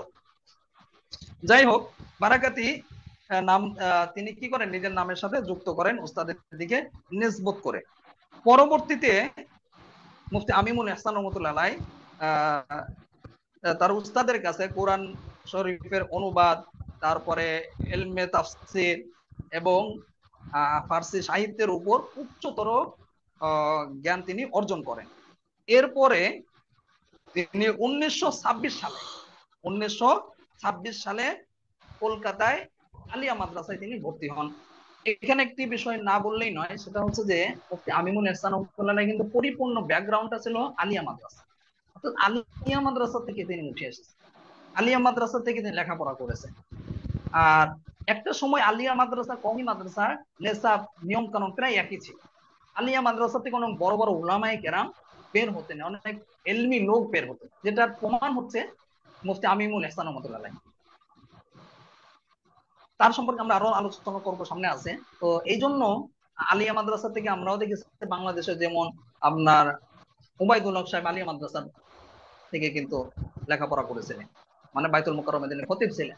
এরপরে মাসিক মদিনার যে সম্পাদক ছিলেন মাওলানা মহিউদ্দিন সাহেব, উনিও কিন্তু আলিয়া মাদ্রাসা ছিলেন। এই ধরনের আরো অনেক উলামায়ে কেরাম আছেন যারা বাংলাদেশের মধ্যেও, আবার আহ সাইদি সাহেবও কিন্তু আলিয়া মাদ্রাসা থেকে লেখাপড়া করেছেন। এই ধরনের আরো অনেক উলামায়ে কেরাম আছেন যারা একদিকে আলিয়া মাদ্রাসা লেখাপড়া করেছেন কিন্তু ইলমের দিক থেকে অনেক এগিয়ে ছিলেন, অনেক খেদমতো করেছেন। কিন্তু দুর্ভাগ্যজনক এখন সরকারি হস্তক্ষেপে করতে করতে করতে করতে আলিয়া মাদ্রাসাকে একবারে কলেজ ভার্সিটি বানিয়ে ফেলেছে। এমনকি এখন হিন্দু শিক্ষিকা পর্যন্ত নিয়োগ দিচ্ছে, যেটা আবার কি হাদিস পড়ানোর জন্য। কয়েকদিন আগে একটা ভাইরাল হয়েছে, আপনারা জানেন। এখানে আমাদের বাংলাদেশের উলামায়ে কেরাম যারা বিশেষ করে আলিয়া মাদ্রাসা থেকে ফারাক হয়েছেন, তাদেরও কিছু আহ এখানে ঘাটতি আছে। সরকার তো চাইবেই হস্তক্ষেপ করতে, তারাও যদি কিছু প্রতিবাদ করতেন, আরো আমরা যারা আছি সবাই যদি প্রতিবাদ করতাম, তাহলে কিন্তু এই অবস্থাটা হতো না। যাই হোক, এখন আর আলিয়া মাদ্রাসা থেকে এরকম ওলামায়ে কেরাম আমরা পাচ্ছি না। তো শুধু আমরা এতটুকু নিউজ পাই মাঝে মধ্যে যে তামিরুল মিল্লাত বা দারুন নাজাত বিভিন্ন এই ধরনের কয়েকটা আলিয়া মাদ্রাসা থেকে ঢাকা বিশ্ববিদ্যালয়ে চান্স পেয়েছে। কিন্তু বড় বড় উলামায়ে কেরাম মুহাক্কিক আলেম বের হচ্ছে বা এলমি ময়দানে কাজ করছে, এরকম কিন্তু খুব পাওয়া যায় না, হাতে গোনাও এখন খুঁজে পাওয়া যায় না। বেশিরভাগই দাখিল পাস করে সবাই কলেজের দিকে দৌড় দেয়। তো এই ক্ষেত্রে এখন কওমি মাদ্রাসা আলিয়া মাদ্রাসার মধ্যে এক করলে আর হবে না। একটা সময় ছিল, যেটা আমরা প্রমাণ পাই এই কিতাবের মুসান্নিফের মাধ্যমে। ওনার জীবনী থেকে আমরা আরো জানতে পারবো যে তিনি কি করেন। 1926 সালে কলকাতা আলিয়া মাদ্রাসাতে ভর্তি হন। এরপরে 1929 সালে তিনি আলিম পরীক্ষায় কৃতিত্বের সাথে উত্তীর্ণ হন। এরপরে 1931 সালে আবার এবং 1933 সালে তিনি গিয়ে কামিল পরীক্ষায়ও প্রথম স্থান অধিকার করেন। অর্থাৎ কামিল, তারপরে আলিম, দাখিল, প্রতিটা পরীক্ষায় তিনি কি করেছেন, ভালো রেজাল্ট করেছেন। সাথে সাথে তিনি প্রথম স্থান অধিকার করায় স্বর্ণ পদকও লাভ করেছিলেন। 1934 সালে তিনি তার উস্তাদ মৌলানা মুফতি মুশতাক আহমদ কানপুরি রহমতুল্লাহ আলাইহির কাছ থেকে মুফতি সনদ লাভ করেন। তখন থেকে তিনি মুফতি খেতাবে ভূষিত হন। এই হলো মুফতি আমিনুল ইহসান রহমতুল্লাহ আলাইহির সংক্ষিপ্ত শিক্ষা জীবন। বিস্তারিত আপনারা নিজেরা মোতালা করে নেবেন। এখন আমরা তার কর্মজীবন নিয়ে একটু আলোচনা করব। কর্মজীবনটা আরো অদ্ভুত। শিক্ষা জীবনের মধ্যে আমরা দেখলাম যে তিনি সব ক্লাসে কি করেছেন, প্রথম স্থান লাভ করেছেন, স্বর্ণ পদক পর্যন্ত তিনি পেয়েছেন। আর কর্মজীবনটা আরো অদ্ভুত। সচরাচর আমরা উলামায়ে কেরাম আমরা যেরকম ভাবে কর্মজীবন মধ্যে নিজেদেরকে সীমাবদ্ধ করে রাখি, তিনি কিন্তু এরকম ছিলেন না। তিনি অর্থাৎ মুফতি আমিনুল ইহসান রহমতুল্লাহ আলাইহি 1925 সালে তার পিতা ইন্তেকালের 2 বছর পূর্বে তিনি তাদের পারিবারিক ভাবে ফার্মেসি ছিল, ওষুধের মানে ওষুধের দোকান ছিল। তারপরে তাদের নিজস্ব একটা প্রেস ছিল, ছাপাখানা ছিল। এই ছাপাখানার দায়িত্ব এবং চিকিৎসালয় যেটা রয়েছে, অর্থাৎ তাদের যে ফার্মেসি রয়েছে, এই দুইটার দায়িত্ব মুফতি আমিনুল ইহসান রহমতুল্লাহ আলাইহি নিয়েছিলেন শিক্ষা জীবন শেষ করে। এর পাশাপাশি তিনি মসজিদের ইমামতির দায়িত্বও আঞ্জাম দিয়েছেন। দেখেন, একই ব্যক্তি কি করেছেন, মসজিদের ইমামতি করছেন, আবার একটা ফার্মেসির দায়িত্বে আছেন, আবার একটা ছাপাখানায়ও পরিচালনা করছেন। আজ আমাদের কি অবস্থা হয়েছে, আমরা এমনকি পাকিস্তান, ভারতের ওলামায়ে কেরাম এই ক্ষেত্রে এগিয়ে গেছে। আমরা বাংলাদেশ ওলামায়ে কেরাম কেমন যেন মনে হয় কয়েক লাইন একটু বেশি বুঝে ফেলেছি। এটা অনেকের কাছে খারাপ লাগতে পারে, কিন্তু বাস্তবতা এটাই। আপনি ওলামায়ে কেরামদের পাকিস্তান, ভারতের ওলামায়ে কেরাম, ইন্দোনেশিয়া, মালয়েশিয়া, বিভিন্ন দেশের আরব কান্ট্রি গুলোর উলামায়ে কেরামদেরকে দেখবেন তারা এরকম। আমরা একটা কাজের মধ্যে রয়েছে, সেটা কি? কেউ মাদ্রাসা আছে মাদ্রাসায়, মসজিদ আছে শুধু মসজিদে, এর পাশাপাশি যে কিছু করা যায়, চেষ্টা করলে যে সম্ভব, এটা আমরা করি। ফলে কি উস্তাদ হয়েছে, জি, আজ আমরা হানিফা গোলামে জান্নাত ভিডিও অন করে খাবার খাচ্ছে, তার কাপড় চোপড় বেসামাল। আচ্ছা, আপনাদেরকে এর আগেও বলেছি যে ভিডিও অন করার প্রয়োজন নেই, আর ভিডিও অন করলেও আপনারা এমন কিছু করবেন না যাতে করে সবার দৃষ্টি গোচর হয় বা মনোযোগ নষ্ট হয়। ভিডিও অফ করে রাখেন, আর প্রয়োজন হলে ভিডিও অন করে রাখলে স্থিরভাবে বসে থাকতে হবে, কারো যেন মনোযোগ নষ্ট না হয়। যাই হোক, মুফতি আমিমুল ইহসান রহমতুল্লাহ কর্মজীবন নিয়ে বলছিলাম। মুফতি আমিমুল ইহসান রহমতুল্লাহ একাধারে একটা ফার্মেসি পরিচালনা করেছেন, তারপরে একটা প্রেস পরিচালনা করেছেন, এরপরে মসজিদের দায়িত্বেও তিনি ছিলেন। আপনাদের কাছে বলবো, আমরা মানহালের ছাত্রদের কাছেও আমরা এই মানহাজ, এই মেজাজটা তৈরি করার চেষ্টা করি যে ওস্তাদ জি, আপনি যে বলছেন পাশাপাশি আপনি জাপাখানা, জাপাখানাটা কি একটু বলবেন? জাপাখানা। জাপাখানা বলা হয়নি, ছাপাখানা। ছাপাখানা, ছাপাখানা মানে প্রেস। ছাপাখানা কি বলে? ও, ছাপাখানা, জি জি জি। আল্লাহ আকবার। আচ্ছা, যাই হোক, আমার উচ্চারণও ভুল হতে পারে বা আপনার শুনতে ভুল হতে পারে, দুইটাই হতে পারে। ছাপাখানা মানে বাংলায় ছাপাখানা বলা হয়, ইংলিশে কি বলা হয়? জি প্রেস জি, বলা হয়, যেখানে জাজাকাল্লাহ, প্রেস বইপত্র প্রেস। আপনার ছাপানো হয়। তো মুফতি আমিমুল ইহসান রহমতুল্লাহ একাধারে এই তিনটা কাজের সাথে যুক্ত ছিলেন। পরবর্তীতে আমরা আরো আলোচনা করব। তিনি শুধু যে এই যে এরকম মিউট না করলে তো একটু সমস্যা, সবার সমস্যা হয়, পরে ক্লাস অফ করে আপনাদের মিউট করতে হয়। ওস্তাদ জি, আপনার এখান থেকে মিউট করে দিলে মনে হয় ভালো হয়। তারপরে মুফতি আমিমুল ইহসান রহমতুল্লাহ একাধারে তিনি 1935 সালে নাখোদা মসজিদের এবং মাদ্রাসার দারুল ইফতার প্রধান মুফতির দায়িত্ব আঞ্জাম দিয়েছেন। এমনি ভাবে তিনি খেদমত করার কারণে 1935 সালে কলকাতার মিউনিসিপাল থেকে তাকে একটি বিশেষ সিল মোহর প্রদান করা হয়, যাতে লেখা ছিল গ্র্যান্ড মুফতি অফ কলকাতা। অর্থাৎ তিনি কলকাতার গ্র্যান্ড মুফতি হিসেবেও তিনি সম্মানিত করা হয় তাকে। এর দ্বারা আমরা বুঝতে পারলাম যে আমিমুল ইহসান রহমতুল্লাহ, আরো সামনে আমরা আলোচনা করব, তিনি বেশ কিছু কিতাবাদিও রচনা করেছেন।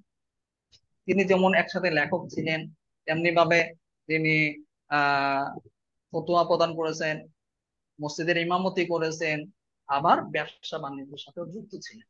তো আমাদের এখান থেকে একটা শিক্ষা কি, তার জীবনী থেকে আমরা শিখলাম যে আমাদের এরকম কিছু করা উচিত। মসজিদে আছি আলহামদুলিল্লাহ ভালো, পাশাপাশি একটা আয়ের উৎস করি, যাতে করে মসজিদের কমিটি গোলামতি না করতে হয়। আজ আমাদের ইমামতি গুলো গোলামতি হয়ে গেছে, মসজিদের কমিটির কথা মতো উঠা বসা না করলে আপনার চাকরি থাকে না। আর আপনার যদি একটা পাশাপাশি যদি অন্য কোনো বিজনেস থাকে, ব্যবসা থাকে, আয়ের উৎস থাকে, তখন কিন্তু আপনার গোলামতি করতে হবে না, বরং আপনার কথা মতো কমিটিটা চলবে। আপনিও মাঝে মাঝে দান করবেন। আজ আমরা খালি দান নেই, হাদিয়া নেই, কিন্তু হাদিয়া দেই না। অথচ সুনানে তিরমিজি সম্ভবত একবার সহিহ হাদিস যে রাসূল সাল্লাল্লাহু আলাইহি ওয়াসাল্লাম নিজে হাদিয়া দিতেন, হাদিয়া দিতেন, হাদিয়া নিতেন, আবার হাদিয়া দিতেন। সাহাবায়ে কেরাম, আরেকটা সহিহ হাদিস দ্বারা এটা প্রমাণিত, একবারে সহিহ হাদিস, যেখানে রাসূল সাল্লাল্লাহু আলাইহি ওয়াসাল্লাম নিজে বলছেন যে সর্বোত্তম উপার্জন কি? সর্বোত্তম উপার্জন হচ্ছে নিজ হাতের উপার্জন এবং ব্যবসা। অর্থাৎ নিজে হাতের মাধ্যমে যে উপার্জন করা হয়েছে, এটা এই উপার্জনটা সর্বোত্তম, এবং ব্যবসার মাধ্যমে যে উপার্জন করা হয় সেটা হচ্ছে সবচেয়ে উত্তম উত্তম উপার্জন। মিশকাতের মধ্যে হাদিসটা এসেছে একবারে সহিহ সনদে। অথচ আমরা দেখেন উত্তম উপার্জন থেকে কিন্তু দূরে রয়েছে। আপনি যদি বিভিন্ন নবীদের জীবনী দেখেন, এরকম পাবেন না যে শুধু মসজিদ নিয়ে ছিল, মাদ্রাসা নিয়ে ছিল না। আপনি যদি আদম আলাইহিস সালামের জীবনী দেখেন, দেখবেন তিনি কৃষি কাজের সাথে যুক্ত ছিল। ইদ্রিস আলাইহিস সালামের জীবনী দেখেন, তিনি দর্জি কাজের সাথে যুক্ত ছিল। দাউদ আলাইহিস সালামের জীবনী দেখেন, তিনি কামারের কাজ, একদম নবী কামারের কাজ করেছেন, ভাবতে পারেন? মানে লোহার দিয়ে বিভিন্ন যোদ্ধা বস্ত্র, বিভিন্ন লোহার যন্ত্রপাতি তৈরি করেছে, একদম নবী। নূহ আলাইহিস সালাম কাঠমিস্ত্রি ছিলেন, কাঠমিস্ত্রি কাজ জানতেন। যে নূহার আমরা যে যে শুনি যে নৌকা ডুবে গেছে বা জলোচ্ছ্বাস হয়েছে, এটা তৈরি করছে কে? এই জাহাজটা তৈরি করলো কে? নৌকাটা তৈরি করলো কে? কিস্তিটা তৈরি করলো কে? নূহ আলাইহিস সালাম তৈরি করেছে। এটা তো কোরআনের মধ্যে স্পষ্ট ভাবে সমাবেশ এসেছে। তিনি কাঠমিস্ত্রি ছিলেন, কাঠমিস্ত্রি কাজ জানতেন। আমাদের নবীজি তিনিও ব্যবসা করেছেন, সাহাবায়ে কেরাম অধিকাংশ তেনারা ব্যবসায়ী ছিলেন, কেউ কেউ বিভিন্ন ভাবে কৃষি কাজের সাথে যুক্ত ছিলেন। এর পাশাপাশি তারা দিনী কাজ করেছেন, মসজিদে খেদমত করেছেন, মাদ্রাসার খেদমত করেছেন, জিহাদ করেছেন, বিভিন্ন দেশের মধ্যে তারা ছড়িয়ে গেছে। বাংলাদেশে ইসলাম আসলো কিভাবে? একটু ইতিহাসটা পড়েন না। এখানে কোনো নবী আসেন, কোনো নবী আসেনি, কিন্তু ইসলাম আসলো কিভাবে? সেই ইন্দোনেশিয়া কোন জায়গায়, বাংলাদেশ পৃথিবীর এক প্রান্তে, ফিলিপাইন কোন জায়গায়, পৃথিবীর আরেক প্রান্তে, অস্ট্রেলিয়া কোন জায়গায়, সেই মালদ্বীপ কোন জায়গায়। মালদ্বীপ নামের সাথে দ্বীপ রয়েছে, কয়েক কিছু দ্বীপ নিয়ে গঠিত হয়েছে একটা রাষ্ট্র। এখানে ইসলাম গেল কিভাবে? 100% মুসলমান কিভাবে গেল? এখানে বিভিন্ন সাহাবায়ে কেরাম, বিভিন্ন ওলিয়া উলিয়া তারা কি করেছেন? ব্যবসার জন্য উদ্দেশ্যে এসেছেন, ব্যবসার উদ্দেশ্যে এসে এখানে ইসলাম প্রচার করেছে। আজ আমরা ব্যবসা ভুলে গেছি, এই জন্য ইসলাম ওইভাবে প্রচার হচ্ছে না, আর আমরা ওইভাবে স্বাবলম্বী হতে পারছি না। ধীরে ধীরে আমাদের বিশেষ করে বাংলাদেশের ওলামায়ে কেরাম আমরা কেমন যেন বন্দী হয়ে যাচ্ছে। কেউ মসজিদের মধ্যে বন্দী, কেউ মাদ্রাসার মধ্যে বন্দী, আবার কেউ ব্যবসা করলে ব্যবসার মধ্যে বন্দী আছে। আমাদের ব্যাপক খেদমত সাহাবায়ে কেরামের মতো, বিভিন্ন নবীদের মতো, বিভিন্ন আউলিয়ায়ে কেরামের মতো, বিভিন্ন ইমামদের মতো আমরা কিন্তু খেদমত করতে পারছি না। আমরা যে ইমামের তাকলিদ করি বা আমরা যে ইমামের মাযহাবকে অনুসরণ করি, ইমাম আবু হানিফা রাহমাতুল্লাহ আলাইহি, তিনিও তো একজন কাপড়ের ব্যবসায়ী ছিলেন।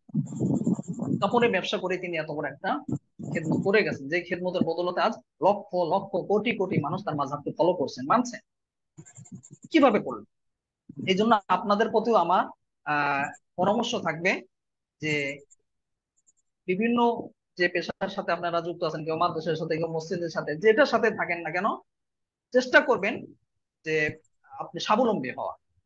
যে আপনি শুধু দান নিবেন না, আপনি হাদিয়া নিবেন না, হাদিয়া দিবেন। শুধু জাকাত মাদ্রাসার জন্য কালেকশন করবেন না, মাঝে মধ্যে আপনি নিজেও জাকাত দিবেন। আলিয়াতুল উলিয়া খায়রুম মিনাল ইয়াদিস সুফলা, খালি হাদিসটা আমরা পড়েছি, পড়াই, বক্তব্যের মধ্যে 40 হাদিসের মধ্যে পড়ানো হয় যে উপরে হাত নিচের হাত থেকে উত্তম, কিন্তু উপরে হাত তো আমি হওয়ার চেষ্টা করলাম না। যে অনেকে আমরা অভিযোগ করি যে মাদ্রাসা উস্তাদদের বেতন কম, ভাই উস্তাদের বেতন দিবেন কিভাবে, পারবেটা কিভাবে? এখানে তো কৌশল নাই আমাদের, আমরা তো ওই রকম পন্থা অবলম্বন করছি না, তাহলে পারবে কিভাবে? বলেন, আমার আমার কষ্ট শেষ হয় না, আল্লাহ তুমি দুনিয়াতে যা কষ্ট দাও আখেরাতে দিও না, এটা দোয়াটা সঠিক না।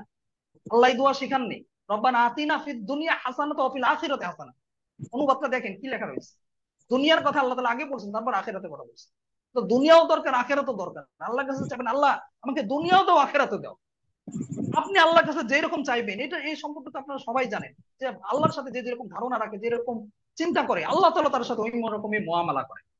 চিন্তাকে চেঞ্জ করে, মাইন্ডকে চেঞ্জ করে, যে আমি আল্লাহ তাআলার কাছে এইভাবে চাইবো, নিজেকে চেষ্টাও করবো, দুনিয়াতেও যেন শাহিনশাহী জিন্দেগি, যেন শান্তির জিন্দেগি যাপন করতে পারে, আখিরাতেও যেন আল্লাহ তাআলা তোমাকে জান্নাতুল ফেরদাউসের বাসিন্দা করে।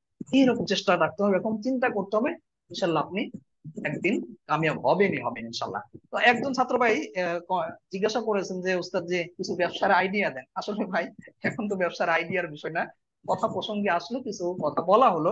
তবে আপনারা যদি কিছু আইডিয়া চান এই বিষয়ে, আমার যে ব্যক্তিগত যে ইউটিউব চ্যানেলটা আছে, রায়হান জামিল অফিসিয়াল লিখে ইউটিউবে সার্চ দিলে আপনারা ওইখানে কিছু ব্যবসার আইডিয়া বিভিন্ন সময় বিক্ষিপ্ত ভাবে কিছু, আমি এত ভিডিও এডিটিং মেডিটিং কিছু পারি না, হঠাৎ করে ছাত্রদের রিকোয়েস্টে কিছু কথা বলেছে। আর আমি যে অনেক ভালো কথা বলতে পারি, অনেক ভালো বক্তা, এরকম কিছুই না। আসলে যতটুকু পারি বোঝানোর চেষ্টা করি, এতটুকু। এতে যদি আপনাদের ফায়দা হয় আলহামদুলিল্লাহ। তো আমার ওইখানে ইউটিউবে চ্যানেলে গেলে কয়েকটা ভিডিও পাবেন আইডিয়া সম্পর্কে। আমার ছোট্ট মাথায় কিছু আইডিয়া এসেছে, ওইগুলো শেয়ার করেছে আপনাদেরকে। ভর্তির সময় ইউটিউব চ্যানেলে কিন্তু লিঙ্কটা দেওয়া হয়েছে প্রত্যেককে, ওইখানে গিয়ে আপনারা দেখতে পারেন।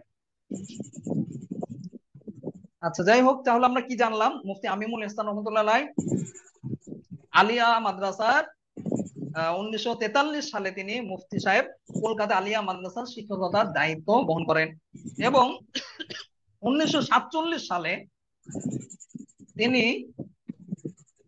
যখন আলিয়া মাদ্রাসা ঢাকায় স্থানান্তরিত হয়, যারা আপনার ইতিহাস জানেন তারা জানেন যে আলিয়া মাদ্রাসা একসময় কোথায় ছিল। ঢাকা আলিয়া মাদ্রাসাটা কিন্তু এটা কলকাতায় ছিল। ওইটা এক পর্যায়ে 1947 সালে বর্তমানে যে বকশীবাজার পুরান ঢাকার মধ্যে পড়েছে, ওইখানে স্থানান্তরিত হয়েছে, ঢাকা আলিয়া মাদ্রাসা নামে পরিচিত, ওইখানে স্থানান্তরিত হয়। এরপরে তিনি বাংলাদেশে কি করেন? হিজরত করে চলে আসেন। মুফতি আমিনুল ইহসান রহমতুল্লাহ আলাইহি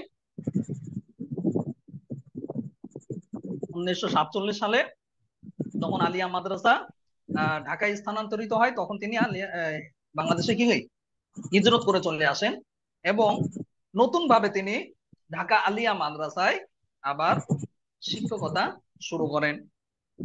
এরপরে 1955 সালে, এই 55 শব্দটা আমরা অনেকে ভুল বলি, কেউ বলে কি বলে 55, এই ধরনের বলে থাকি। কিছু কিছু সংখ্যা আছে আমরা খুব গলত পড়ি, সংখ্যাগুলো একটু শুদ্ধ করার চেষ্টা করবেন। যেমন 45 বলে, 45 বলে, এটা ভুল, 45 হবে। 45 কি, এটা ভুল। ঠিক একইভাবে 55টাও অনেকে আমরা ভুল বলি। চেষ্টা করবেন এই সমস্ত যে সংখ্যাগুলি আছে এগুলো যেন সঠিকভাবে বলা হয়। তো 1955 সালে আলিয়া মাদ্রাসার তখন প্রধান ছিলেন হলো মৌলানা জাফর আহমদ উসমানী সাহেব। তখন তিনি অবসর গ্রহণ করেন। ওই সময় তিনি মুফতি আমিনুল ইহসান রহমতুল্লাহ দায়িত্ব গ্রহণ করেন। সেই পদে তাকে কি নিয়োগ দেওয়া হয়। এরপরে তিনি 1956 সাল থেকে নিয়ে 1969 সাল পর্যন্ত মুফতি আমিনুল ইহসান রহমতুল্লাহ এই পদে তিনি স্থায়ীভাবে নিযুক্ত থাকেন। মুফতি আমিনুল ইহসান রহমতুল্লাহ এক প্রতিভাবান একজন আলেম ছিলেন। তার হাজার হাজার হাদিস মুখস্থ ছিল, কণ্ঠস্থ ছিল। তিনি শুধু হাদিস যে মুখস্থ ছিল এমন না, বিভিন্ন ভাবে আমরা সামনে আলোচনা করব, তিনি আরবিতে এতটাই পারদর্শী ছিলেন যে এত সুন্দর সুন্দর চমৎকার কিছু কিতাব রচনা করেছেন, যে সমস্ত কিতাব বাংলাদেশ ছাড়াও বিভিন্ন দেশে এখনো সিলেবাস। চিন্তা করেন, একজন আলেম যিনি যার মাতৃভাষা আরবি না, তার লেখা কিতাব কি বিভিন্ন দেশের বিভিন্ন ভার্সিটিতে, বাংলাদেশ যেমন আপনার কওমি মাদ্রাসাতে, তারপরে দেওবন্দে, তারপরে মিশরের আজহারে, আরো বিভিন্ন জায়গায় তার কিতাব সিলেবাসভুক্ত আছে। এই কিতাবগুলো তার কিতাবগুলোই পড়ানো হয়। তো তিনি এই কিতাবগুলো রচনার জন্য, এই আগ্রহের কারণে, কিতাব রচনার প্রতি প্রবল আগ্রহের কারণে তিনি 1969 সালের 1 অক্টোবরে তিনি তার যে পদ ছিল আলিয়া মাদ্রাসার, এই পদ থেকে তিনি অবসর গ্রহণ করেন। কারণ তিনি দেখছিলেন যে শিক্ষকতার কারণে, দীর্ঘদিন শিক্ষকতার কারণে তার লেখালেখির যে একটা প্রতিভা আল্লাহ তাআলা দিয়েছেন, এই প্রতিভাটাকে তিনি কাজে লাগাতে পারছেন না। আমি এই ক্ষেত্রে আমাদের বাংলাদেশের একজন আলেম, একটু আগে তার কথা বলেছি, মাওলানা আবু তাহের মিসবাহ হাফিজাহুল্লাহ, তেনাকে আমি এরকম দেখেছি, তিনি দীর্ঘদিন ধরে দর্স করান না। একটা সময় তিনি দর্স করিয়েছেন এবং ছাত্র তৈরি করেছেন। উস্তাদের ভাষায় হচ্ছে উস্তাদ রিজাল তৈরি করেছেন। মানে রজনীন জমা কি রিজালুন, আরবিতে কি বলে রিজাল বলে বহুবচনকে, লোকের বহুবচন কি রিজাল। আদি বুঝে বেশি আরবি পরিভাষা ব্যবহার করেন, যাতে করে আরবি, এটাও একটা ভালো একটা নিয়ত আছে, যাতে করে আরবি ভাষার বেশি প্রচলন হয়। তো রিজাল বলেন আদি হুজুর, যে রিজাল তৈরি করেছে, যে রিজাল গুলো, যে ব্যক্তিগুলো এখন মাদানী নিসাবকে বহন করছে, মাদানী নিসাব প্রচার প্রসার করছে, মাদানী নিসাব শিক্ষকতা করছে। আদি হুজুর দীর্ঘদিন ধরে শিক্ষকতা করেন না বা করান না, দর্শ দেন না। তবে এখানে ব্যতিক্রম একটা বিষয় আছে, তিনি যদি কারো প্রতি সন্তুষ্ট হন, কোনো কারণে যদি তিনি খুশি হন, তাহলে খুশি হয়ে তাকে একটা হলেও দর্শ পান। আলহামদুলিল্লাহ আমার এই সৌভাগ্যটা হয়েছে। ছাত্র জামানায় উস্তাদজি আমাদের কয়েকজনের, 3 জনের প্রতি খুব খুশি হয়েছিলেন বিশেষ একটা কারণে, বিশেষ আমলের কারণে। তখন আমাদের খুশি হয়ে আমাদেরকে 3টা দর্শ দিয়েছিলেন, একবারে ব্যক্তিগতভাবে নিজের পাঠাগারে রেখে ভিআইপি ভাবে আমাদেরকে 3টা দর্শ দিয়েছিলেন। আলহামদুলিল্লাহ। তো এরকম ভাবে মুফতি আমিনুল ইহসান রহমতুল্লাহ একটা পর্যায়ে গিয়ে তিনি কি করেন, শিক্ষকতা থেকে অবসর গ্রহণ করেন। এরপরে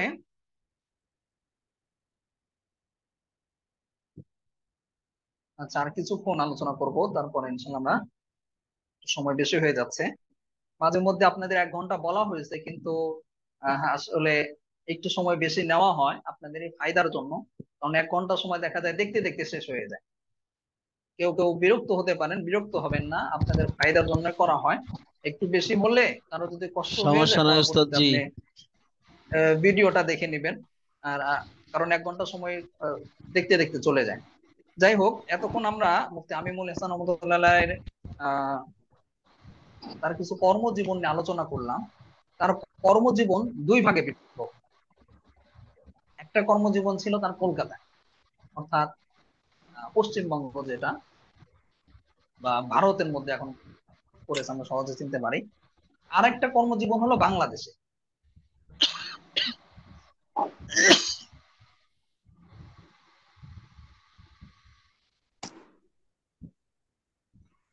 তো ঢাকায় 1947 সালে, কত 1947 সালে যখন দেশ ভাগ হয়ে যায়, তখন আমরা তো জানি বাংলাদেশ, পাকিস্তান, ভারত একটা সময় কি ছিল, একত্রে ছিল। তারপরে একটা সময় গিয়ে পাকিস্তান বা ভারত আলাদা হয়ে গেল। এরপরে গিয়ে আবার কি হয়েছে, বাংলাদেশ পাকিস্তান থেকে আলাদা হয়ে গেছে। তো 1947 সালে যখন আহ বাংলাদেশ পাকিস্তান এগুলো যখন আলাদা হয়ে গেল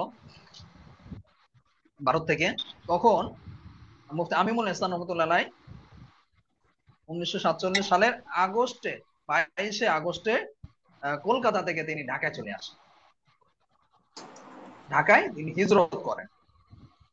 এরপরে তিনি 1955 সাল পর্যন্ত আলিয়া মাদ্রাসা, অর্থাৎ একটু আগে আমরা আলোচনা করেছি যে ঢাকা আলিয়া মাদ্রাসায় তিনি কি ছিলেন, হেড হেড মাওলানার পদে তিনি তিনি এখানে উন্নীত হয়েছিলেন এবং দীর্ঘদিন তিনি এখানে শিক্ষকতা করেছেন। এর পাশাপাশি তিনি ঢাকার ওই সময়ে ঢাকার যে প্রধান যে ঈদগাহ ছিল, এখন কিন্তু ঢাকার ঈদগাহ, প্রধান ঈদগাহ কিন্তু যেটা আমরা পল্টন থেকে একটু সামনে গেলেই বা বায়তুল মোকাররম থেকে একটু সামনে গেলে কি, প্রেস ক্লাব থেকে একটু সামনে গেলে হলো প্রধান ঈদগাহ, জাতীয় ঈদগাহ নামে যেটা পরিচিত। তো তখন ঢাকার প্রধান ঈদগাহ ছিল পুরানা পল্টন ময়দানের যেটা ছিল, সম্ভবত আমার মনে হয় এটাই হবে যেটা জাতীয় ঈদগাহ নামে। পুরানা পল্টনের কাছে তার কোনো ঈদগাহ নেই আমার জানা মতে, শুধু মসজিদের মধ্যে বিভিন্ন জায়গায় জামাত হয়। সম্ভবত জাতীয় ঈদগাহ, যেটা বর্তমানে আমরা জাতীয় ঈদগাহ নামে চিনি, এই ঈদগাহ দায়িত্বেই তিনি পুরানা পল্টনের কাছাকাছি যেটা ঈদগাহ, এই ঈদগাহের জামাতের দায়িত্বও তিনি বহন করেন এবং বেশ কয়েক বছর তিনি এই দায়িত্ব পালন করেন। অর্থাৎ জাতীয় ঈদগাহর ইমাম হিসেবেও তিনি দীর্ঘদিন দায়িত্ব পালন করেছেন। 1964 সালে 1964 সালে তিনি জাতীয় মসজিদ বাইতুল মুকাররম, এই মসজিদ যখন প্রতিষ্ঠা হয়, প্রতিষ্ঠার পরে এই মসজিদের কমিটিরা সর্বসম্মতিক্রমে মুফতি আমিনুল ইহসান রহমতুল্লাহকে এই খতিবের দায়িত্ব, ইমামতির দায়িত্ব তারা অর্পণ করে। সর্বসম্মতিক্রমে মুফতি আমিনুল ইহসান রহমতুল্লাহকে খতিবের দায়িত্ব অর্পণ করেন 1964 সালে। এখনো পর্যন্ত আপনারা যদি বাইতুল মুকাররম মসজিদে নামাজ পড়তে যান, বিশেষ করে দক্ষিণ গেট যেটা আছে বাইতুল মুকাররমের, দক্ষিণ গেট দিয়ে ভিতরে গেলেই দেখবেন যে একটা তালিকা দেওয়া আছে কে কে বাইতুল মুকাররমের খতিব ছিলেন, কত সাল থেকে কত সাল পর্যন্ত, এখন পর্যন্ত কে আছে, তার নাম সহকারে দেখবেন দেওয়া আছে। ওইখানে গেলে দেখবেন মুফতি আমিনুল ইহসান রহমতুল্লাহর নামও আপনারা পেয়ে যাবেন। তাহলে আমরা জানতে পারলাম যে মুফতি আমিনুল ইহসান রহমতুল্লাহ কি ছিলেন, একটা সময় বাইতুল মুকাররম জাতীয় মসজিদের খতিবের দায়িত্ব তিনি পালন করেছেন। যখন তিনি বাইতুল মুকাররম মসজিদের খতিবের দায়িত্ব পালন করেছেন, ওই সময়ে তার একটা বিশেষ গুণ ছিল, সেটা হলো তিনি আরবিতে খুতবা দিতেন। আর খুতবাটা এমন না যে দেখে দেখে দিতেন বা কারো একটা খুতবা বই থেকে পড়ে পড়ে দিতেন, এমন না, বরং নিজে রচনা করে খুতবা দিতেন। আর এই খুতবাটা এতটাই সুন্দর হতো এবং এতটাই মানে মনোমুগ্ধকর হতো যে তার এই খুতবা শোনার জন্য বিভিন্ন দেশের যে রাষ্ট্রদূত আছে, অ্যাম্বাসেডর আছে আরব দেশের, যেমন মিশর আছে, তারপর কি আছে, সৌদি আরব আছে, ইয়েমেন আছে, আরো বিভিন্ন রাষ্ট্র আছে না, প্রায় 33টা দেশ আছে যাদের মাতৃভাষা কি আরবি, কম বেশি হতে পারে। তো এই সমস্ত আরব দেশগুলোর বিভিন্ন অ্যাম্বাসেডর যারা আছে বা রাষ্ট্রদূত আছে, তারাও কি বাইতুল মোকাররম মসজিদে তার খুতবা শোনার জন্য হাজির হতেন। তার আরবি ভাষায় অসাধারণ দক্ষতার কারণে। এখানে একটা বিষয় আমাদের শিক্ষণীয়, যে মাতৃভাষা তার কিন্তু আরবি না। এরপরেও তিনি আরবি ভাষায় খুতবা দিতেন এবং নিজে স্বরচিত অর্থাৎ নিজে রচনা করে খুতবা দিতেন। তো আপনাদেরকে আমি বলবো, যারা খতিবাজ তারা চেষ্টা করবেন নিজে খুতবা তৈরি করে খুতবা দিতে, অর্থাৎ মুখস্থ খুতবা দিবেন, বই দেখে খুতবা দিবেন। এখন বলতে পারেন উস্তাদ যে মুখস্থ খুতবা দেওয়া তো একটু কঠিন। সহজ, একদম সহজ, পানি ভাতের মতো। কিভাবে সহজ? কিছু টেকনিক আছে, কিছু কৌশল আছে, যে কৌশলটা অবলম্বন করলে আপনি মুখস্থ খুতবা আরামে দিতে পারেন। খুব কঠিন কিছু, খুবই সহজ। আহ যদি কারো লাগে বা ব্যক্তিগতভাবে যদি খুব আগ্রহী হন যে আমার মুখস্থ খুতবা আমি দিতে আগ্রহী, বই দেখে দেব না, এখানে একটা আরেকটা ফায়দা আছে। আপনি যদি মুখস্থ খুতবা দেন, যেমন ঢাকা শহরে বড় বড় মসজিদ গুলোতে দেখবেন, বা ঢাকা শহরের মসজিদ গুলোতে অধিকাংশ খতিবরাই কিন্তু তারা মুখস্থ খুতবা দেয়, তারা নিজে খুতবা বানিয়ে দেয়। এতে করে সাধারণ মানুষের মধ্যে একটা আগ্রহ জন্মায় যে আমাদের খতিব সাহেব কি অনেক বড় আলেম, মুখস্থ খুতবা দিতে পারেন, উনি অনেক ভালো জানেন। তারপরে মুখস্থ খুতবা দিলে আপনি যদি কোথাও ইন্টারভিউ দিতে যান, খতিবের ইন্টারভিউ দিতে যান, ওইখানে কিন্তু আপনি মুখস্থ খুতবা দিলে আপনার কিন্তু নাম্বারটাও বেশি পাবেন। কমিটিরা যারা আছেন, যারা আপনার ইন্টারভিউটা নিচ্ছেন, তারাও কিন্তু একটা আলাদা একটা এক্সট্রা যোগ্যতা হিসেবে বিবেচনা করবে যে আপনি নিজের থেকে খুতবা বানিয়ে দিতে পারেন, বই দেখে দেন। এই জন্য নিজে থেকে খুতবা বানিয়ে দেওয়ার চেষ্টা করবেন। আর এটা কঠিন কিছু না, খুবই সহজ।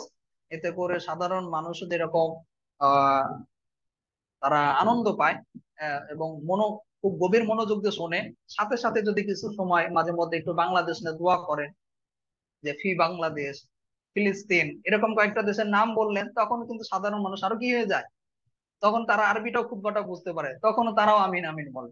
এতে করে কিন্তু সবার কাছে এটা ভালো লাগে। আর আপনি যদি বই দেখে খুতবা দেন, সাধারণ মানুষও খুতবা শোনে না, দেখা যায় ঘুমায় কাল।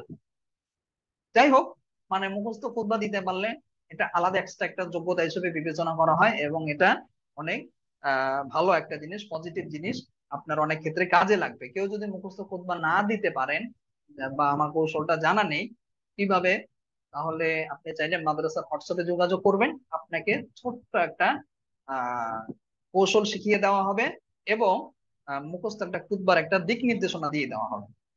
মানে একটা খুতবা আমি দিয়ে দিলাম, যে এই অনুযায়ী আপনি চাইলে নিজেও বানিয়ে নিতে পারবেন, প্রতি সপ্তাহে নিজে নিজে খুতবা বানাতে পারবেন। এতে করে কিন্তু আপনার আলাদা একটা যোগ্যতা তৈরি হবে। আর যেটা বলছিলাম, আরবি তো অনেক পারদর্শী হতে হবে এরকম কিচ্ছু না। খুতবার জন্য আরবি তো অনেক পারদর্শী হতে হবে না, মোটামুটি কিছু আয়াত, দুই একটা হাদিস পারলেই যথেষ্ট। আর হাদিস তো আলহামদুলিল্লাহ আপনারা সবাই পারেন, কারণ আমাদের দেশে নুরানিতেই যখন পড়ানো হয় তখনই 40 হাদিস মুখস্থ করা হয়। মোটামুটি 40-50টা হাদিস আপনার তো মুখস্থ আছে, বা একটু দেখলে আপনি পারেন। আর হাদিস তো পরিপূর্ণটা আপনার মুখস্থ করার প্রয়োজন নেই, আংশিক মুখস্থ করলে যথেষ্ট। তো আপনি চাইলে দুই একটা হাদিস জানলে, কোরআনে কয়েকটা আয়াত মুখস্থ করতে পারলে যথেষ্ট। আর দুই একটা তো দোয়া আপনাদের মুখস্থ আছে, রব্বানা আতিনা ফিদ দুনিয়া, কোরআনে আয়াত দিয়ে আরো কত দোয়া তো আপনারা পারেন। এই দোয়াগুলি কয়েকটা জানা থাকলে আপনি পারবেন ইনশাআল্লাহ। তারপরে যদি কঠিন মনে হয় হোয়াটসঅ্যাপে যোগাযোগ করবেন, ইনশাআল্লাহ আমরা সহযোগিতা করব।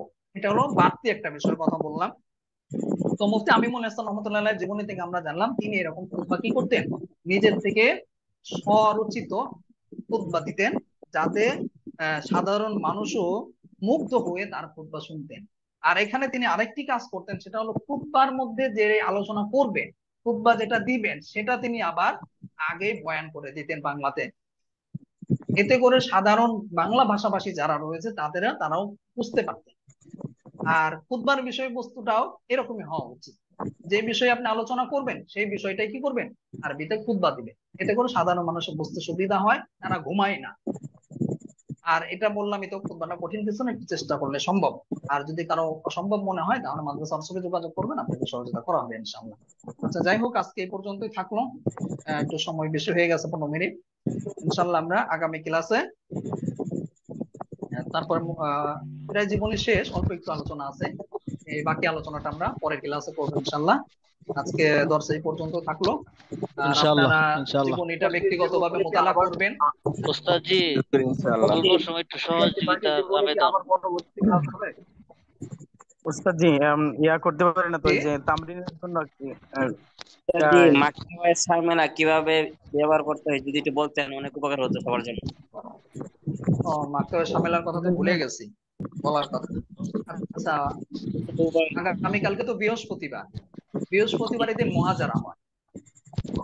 মহাজারা মহাজারা যেহেতু বৃহস্পতিবারের দিন হয়, তাহলে বৃহস্পতিবারে কিন্তু দর্শ হয় না, মহাজারা হয়। অর্থাৎ বিভিন্ন ইলমি বিষয় নিয়ে আলোচনা পর্যালোচনা করা হয়, যেগুলো ছাত্রদের জন্য ফায়দা হয়। বিভিন্ন টপিক নিয়ে আমরা আলোচনা করি বিভিন্ন সময়। তো আগামীকালকে বিভিন্ন অ্যাপস এর উপর একটা মহাজারা হতে পারে, কি বলেন? নাকি জি আপনাদের জি মাকতবে ঝামেলা, জি জি তারপরে বিভিন্ন অ্যাপস গুলো জি কিভাবে ব্যবহার জি করবেন, উস্তাদ। জি জি এটা হুজুর। একটু ভালো হবে না? জি জি কুতুবে ভালো হবে। তিসআটা কিভাবে ব্যবহার ওস্তাদ জি করবেন, জি হতে পারে বাহিসুল ওস্তাদ জি, বিভিন্ন হাদিস অ্যাপস এটা নিয়ে কিভাবে, আলোচনা করলে ভালো হয়। ওস্তাদ জি বাহিসুল আপনার হাদিস প্রতিটা এটা কি? কথাই আমাদের জন্য হ্যাঁ, উপদেশ। ভালো জি হয় হুজুর। ওস্তাদ, এই বিষয়টা আরো খোলাসা করলে ভালো হবে ইনশাল্লাহ। বাহিসুল হাদিসে একটা অ্যাপস আছে, চমৎকার একটা অ্যাপস, যেটার মাধ্যমে হাদিসের সনদ গুলো যাচাই করতে পারবেন, কোনটা সহি কোনটা গায়রে সহি। তারপরে আহ এই যে মাকতবে শামেলার কথা বললেন, মাকতবে শামেলার উপরে, মাকতবে শামেলার আসলে বড় জিনিস তো, এটা আমি আংশিক ভাবে আলোচনা করবো, এটা লম্বা করে আলোচনার বিষয় না, এটা প্র্যাকটিক্যাল দেখতে হবে। তো প্র্যাকটিক্যাল দেখার জন্য আপনারা চাইলে ইউটিউবে সার্চ দিতে পারেন।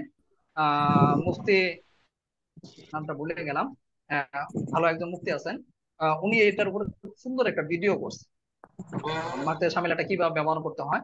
আহ, সুলতান কি যেন নাম, ভুলে গেলাম, এই মুহূর্তে আমার মনে নেই। ওস্তাদ যাই জি, হোক, ওনার ওনার ওই ভিডিওটা দেখতে পারবেন। তারপর আগামীকালকে ইনশাল্লাহ কিছু আলোচনা করে ওস্তাদ দেওয়া জি, হবে, যাতে করে তামরিনের আপনারা ব্যাপারে আমার বুঝতে একটা পারেন। প্রশ্ন ছিল। আসলে সময় যে তো আমার শেষ, আপনি ব্যক্তিগতভাবে একটু প্রশ্ন করেন, হ্যাঁ? এখন হুজুর সময় আপনি শেষ, ওই আপনাকে ইউটিউবের করতে হবে। ভিডিওটা গ্রুপে একটু দিয়ে দিয়েন, যেহেতু আপনি দেখছেন আর কি। ওস্তাদ জি, আমরা যেহেতু জানি না আসলে কোন তামরিনের মুফতিটা ব্যাপারে একটা সঠিক। প্রশ্ন ছিল। কোন ভিডিও? আপনার হচ্ছে ওই যে মুফতি সাহেবের কথা বলতেছেন, ইউটিউবে আছে উনি, ও, এটা মানে বিষয়ে মাকতে কথা ঝামেলার, বলতেছেন। মাক্তায় সাহেবেরা যেটা বললেন। জি জি। ওনার ভিডিওটা তো আপনি ওনাকে চেনেন, তো আমাদের হোয়াটসঅ্যাপ গ্রুপে জি দিয়ে জি, দিলেন, আমরা একটু আচ্ছা দেখলাম। ঠিক আছে। কিছু কিছু বিষয় আছে কি, অনেক সময় আছে দর্শে বলা হবে, যদি আমাদের স্মরণ না থাকে, মনে না থাকে, আপনি ব্যক্তিগতভাবে যোগাযোগ করুন, তাহলে কিন্তু ভুলে যাবেন না। এই যে বলছি, আপনি যদি এখন না বলতেন মনেও থাকতো না। ইনশাল্লাহ আমরা লিঙ্কটা দিয়ে দেবো, আপনারা ভিডিওটা চাইলে মাকতাবে শামিলাটা A to Z শিখতে পারবেন, কিভাবে ব্যবহার করতে হয়। আর মাকতাবে শামিল, এখানে আরো কিছু কথা আছে, মাকতাবে শামিলা কোথায় পাবে? মাকতাবে শামিলা নামে অনলাইনে যেগুলো আছে, এগুলো কিন্তু মাকতাবে শামিলা না। গুগলের মধ্যে, গুগল প্লে স্টোর যেগুলো আছে, এগুলো মাকতাবে শামিলা না, আংশিক কয়েকটা কিতাব আছে, মাকতাবে শামিলা পুরাটা পাবেন। এখানে মাকতাবে শামেলা না নামিয়েও মাকতাবে শামেলা ব্যবহার করতে পারবেন। এই বিষয়ে আরেকটা কৌশল আছে, ইনশাআল্লাহ আগামীকালকে বলবো, আজকে বলতে গেলে সময় লাগবে। এটা আরো বুদ্ধি। আর যদি আপনি কিনতে চান মাকতাবে শামেলা, কিনতেও পারবেন। লিঙ্কে দিবেন। কোথা থেকে কিনবেন, কিভাবে কিনবেন, এগুলো আরো কিছু কথা আছে, ইনশাআল্লাহ আগামীকালকে আপনাদের ওস্তাদ জি, আমরা মাকতাবে অ্যাপস এর উপর একটা মাকতাবে মহাজারা করব। ঝামেলা কত নিব আছে, এটা প্রাইস কত হবে আছে মাকতাবে ঝামেলা? এই বিষয়ে ইনশাআল্লাহ আগামীকালকে আমরা আলোচনা করব। উস্তাদ জি, এই পর্যন্ত থাকলো। তামরিন জমা সুবহানাল্লাহি দেওয়ার ওয়া বিহামদিহি, কথা। সুবহানাকাল্লাহুম্মা সুবহানাকাল্লাহ। বিহামদিহি, আশহাদু আল্লা ইলাহা ইল্লা জি আনতা উস্তাদ, জি আস্তাগফিরুকা সুবহানাকাল্লাহু ওয়া ওয়া আতুবু বিহামদিহি, ইলাইক। আশহাদু আল্লা ইলাহা ইল্লা আনতা, যদি কোনো বিষয় জানার থাকে ব্যক্তিগতভাবে হোয়াটসঅ্যাপে নক করুন। জি ইনশাআল্লাহ, জি জি আচ্ছা, আসসালামু জি। আলাইকুম ওয়া রাহমাতুল্লাহি ওয়া আসসালামু আলাইকুম ওয়া রাহমাতুল্লাহি ওয়া বারাকাতুহু। আসসালামু আলাইকুম ওয়া রাহমাতুল্লাহ।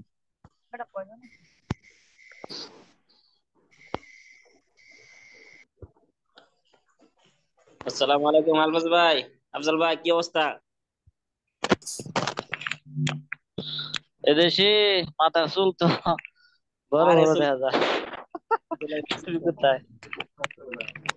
শুনেন, এই যে উস্তাদ জি বললো, ওই ওই না কি যেন একটা করা লাগে, ওটা করলে মানে হয় না, ওই যে যা কিছু পাঠায় সেটি কোড দিয়ে ওইটা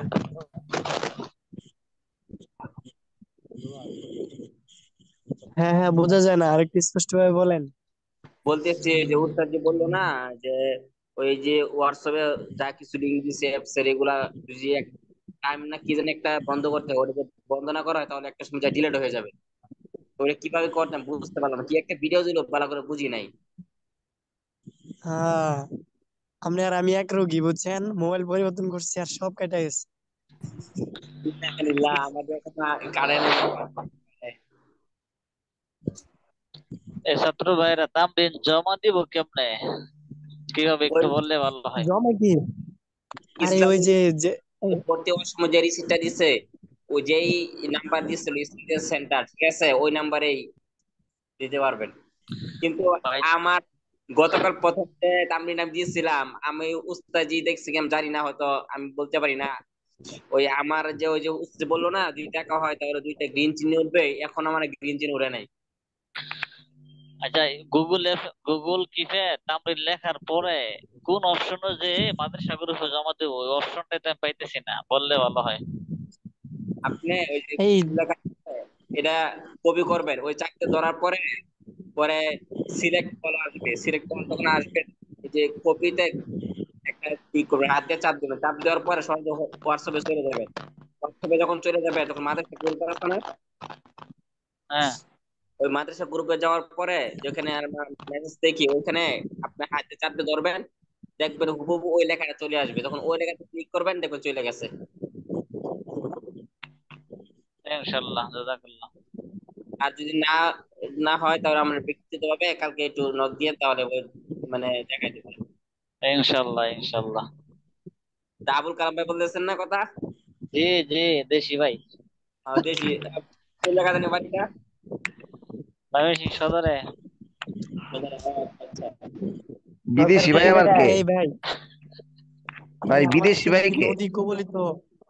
আবুল কালাম বিদেশি ভাই কেউ না, এটা একটা ভাই আমি পরিভাষা। আছি।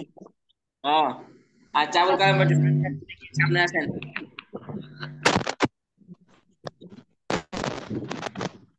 এই ভাই নদী কবলিত, বন্যা কবলিত কোনো ভাই কি আমাদের গ্রুপে আছে? জি ভাই। ও আচ্ছা আচ্ছা, ঠিক আছে। কে আছেন ভাই বন্যা কবলিত? ভাই অনেক গরম ভাই, কোন আমার জায়গা থেকে ভাই? পানি ছিল। আচ্ছা, উস্তাজি যে আমাদের যে উস্তাজি এখন আমাদের ক্লাস করে যাচ্ছে, উনি তো মনে হয় ঢাকায় থাকে, তাই না? কোথায় থাকে বলতে পারতেছি না তো। ও, যাত্রাবাড়ি থাকে, যে দুলাইবার। আমি আমি তো আমি অনলাইন সম্পর্কে বেশি একবারে অজ্ঞ। তারপর আজকে উস্তাজি যখন ভিডিও পাঠাইছে কিভাবে তামরিন লিখতে হবে, কিভাবে এটা মনোযোগ সহকারে দেখার পরে তামরিনটা লিখতে পারছি, দলিলা দিল্লা বের করতে পারছি, কিন্তু মাদ্রাসা গ্রুপ আর পাঠাইতে পারি না। আরে, আমি বুঝছেন, আমি পরে মুফতা ওই যে হুজুর একটা বললো না যে আসসালাম মান তাবার হুদা, এটা আমি লিখছিলাম, তা বুঝি নাই কোন জায়গায় লিখতে গুছাই, এটা আমি পারি না, অনেক করে দিলে বের করতে পারি, কিন্তু প্র্যাকটিক্যাল হাতেও নাই তো, ওই তো বুঝতে পারতাম না, বুঝতে না তো প্রথম তো। যারা হেরা পছন্দ করে লাহে যাও। ওই যে আমি একটু চেষ্টা করে দেখি, না পারলে ইনশাল্লাহ আপনাকে আগামীকালে নক দিব। সহযোগিতার প্রয়োজন পড়লে ইনশাল্লাহ সহযোগিতা করবেন। আচ্ছা, একজন ভাই এই যে গতকাল বলছিল যে রবিউল নাকি ভাই জানি, উনি মনে হয় একটা ভাই বলছিল যে হুজুরে যখন আমাদের অ্যাপস গুলো দিচ্ছে তো উনি নাকি অনেক কারাকারি করছে, ওনার জন্য ফায়দা হয়েছে। নারায়ণগঞ্জ না কোন জানি বাসা, উনি অনলাইন সম্পর্কে অনেক ভালো বোঝে। কাছাকাছি থাকলে তো সরাসরি সাক্ষাৎ করতে পারতাম। ময়মনসিংহ আ- কোথায় আছেন, মানে মধ্যে আছেন নাকি কোনো জায়গা ভাই? আপনি কোথায় আছেন? আমি যাত্রাবাড়ি, যাত্রাবাড়ি যাত্রাবাড়ি কোন জায়গা? মাঝে মাঝে আছে। এটা আপনার জন্য সহজ, মাদের সাথে সাক্ষাৎ করতে পারবেন। আমি আছি বুলতা গাউসিয়া, রূপগঞ্জ। এদিকে আসেন। হ্যাঁ রূপগঞ্জ কোন জায়গায় জি, আছেন আবুল কালাম ভাই? জি, হ্যাঁ রূপগঞ্জ কোন জায়গায় আছেন? কোন জায়গায় বুলতা আছেন? গাউসিয়া। গাউসিয়া কোন জায়গায়? গাউসিয়া, গাউসিয়া বাইলা এলাকা। আপনি কে বলছেন? আমি জাকারিয়া। জাকারিয়া ভাই, ভাই জাকারিয়া ভাই সামনে আসেন দেখি। আপনার চেহারা, নুরানি চেহারা দেখার ভাই দরকার, আপনি লুকাই থাকেন কে? ভাই এমন নূরে এই মধ্যে আছেন। নুরানি চেহারা কোথেকে দেখবেন অন্ধকার রাতের বেলা? ও বাতিজা চেহারার জন্য লাল তো মিয়া। কালা নূর হতে হয়। আবুল কালাম ভাই, আপনি খেয়াল করে জি, দেখছেন? আমি জাকারিয়া ভাইকে দেখি নাই। জাকারিয়া ভাইয়ের বাড়ি কোথায়? জাকারিয়া ভাই আল্লাহ। নাকি? জাকারিয়া ভাই সরাসরি নুরানি চেহারাটা দেখান। আচ্ছা, আবুল কালাম ভাই আপনি খেয়াল ভাই মধ্যে আছেন? জি, আল্লাহ তাআলা মসজিদের খেদমতে রাখছে। আলহামদুলিল্লাহ ভাই। আল্লাহু আকবার, আলহামদুলিল্লাহ। আইসেন দাওয়াত। ইনশাল্লাহ আপনি আপনার নাম্বারটা আমাকে দিয়েন, ঠিক আছে? ব্যক্তিগতভাবে একটু নোট দিয়েন তো, তাহলে হবে। ইনশাল্লাহ ইনশাল্লাহ কাছাকাছি তো থাকি, ফোন করে যাবো না। ইনশাল্লাহ আর এই মন সদরে, ঠিক আছে, ইনশাল্লাহ দেখা হবে তাহলে। বাইরে যাই যে। ইনশাল্লাহ। আচ্ছা, সবাই তো বের হয়ে গেছে মনে হয়, আমরাও বের হয়ে যাই। আচ্ছা আচ্ছা।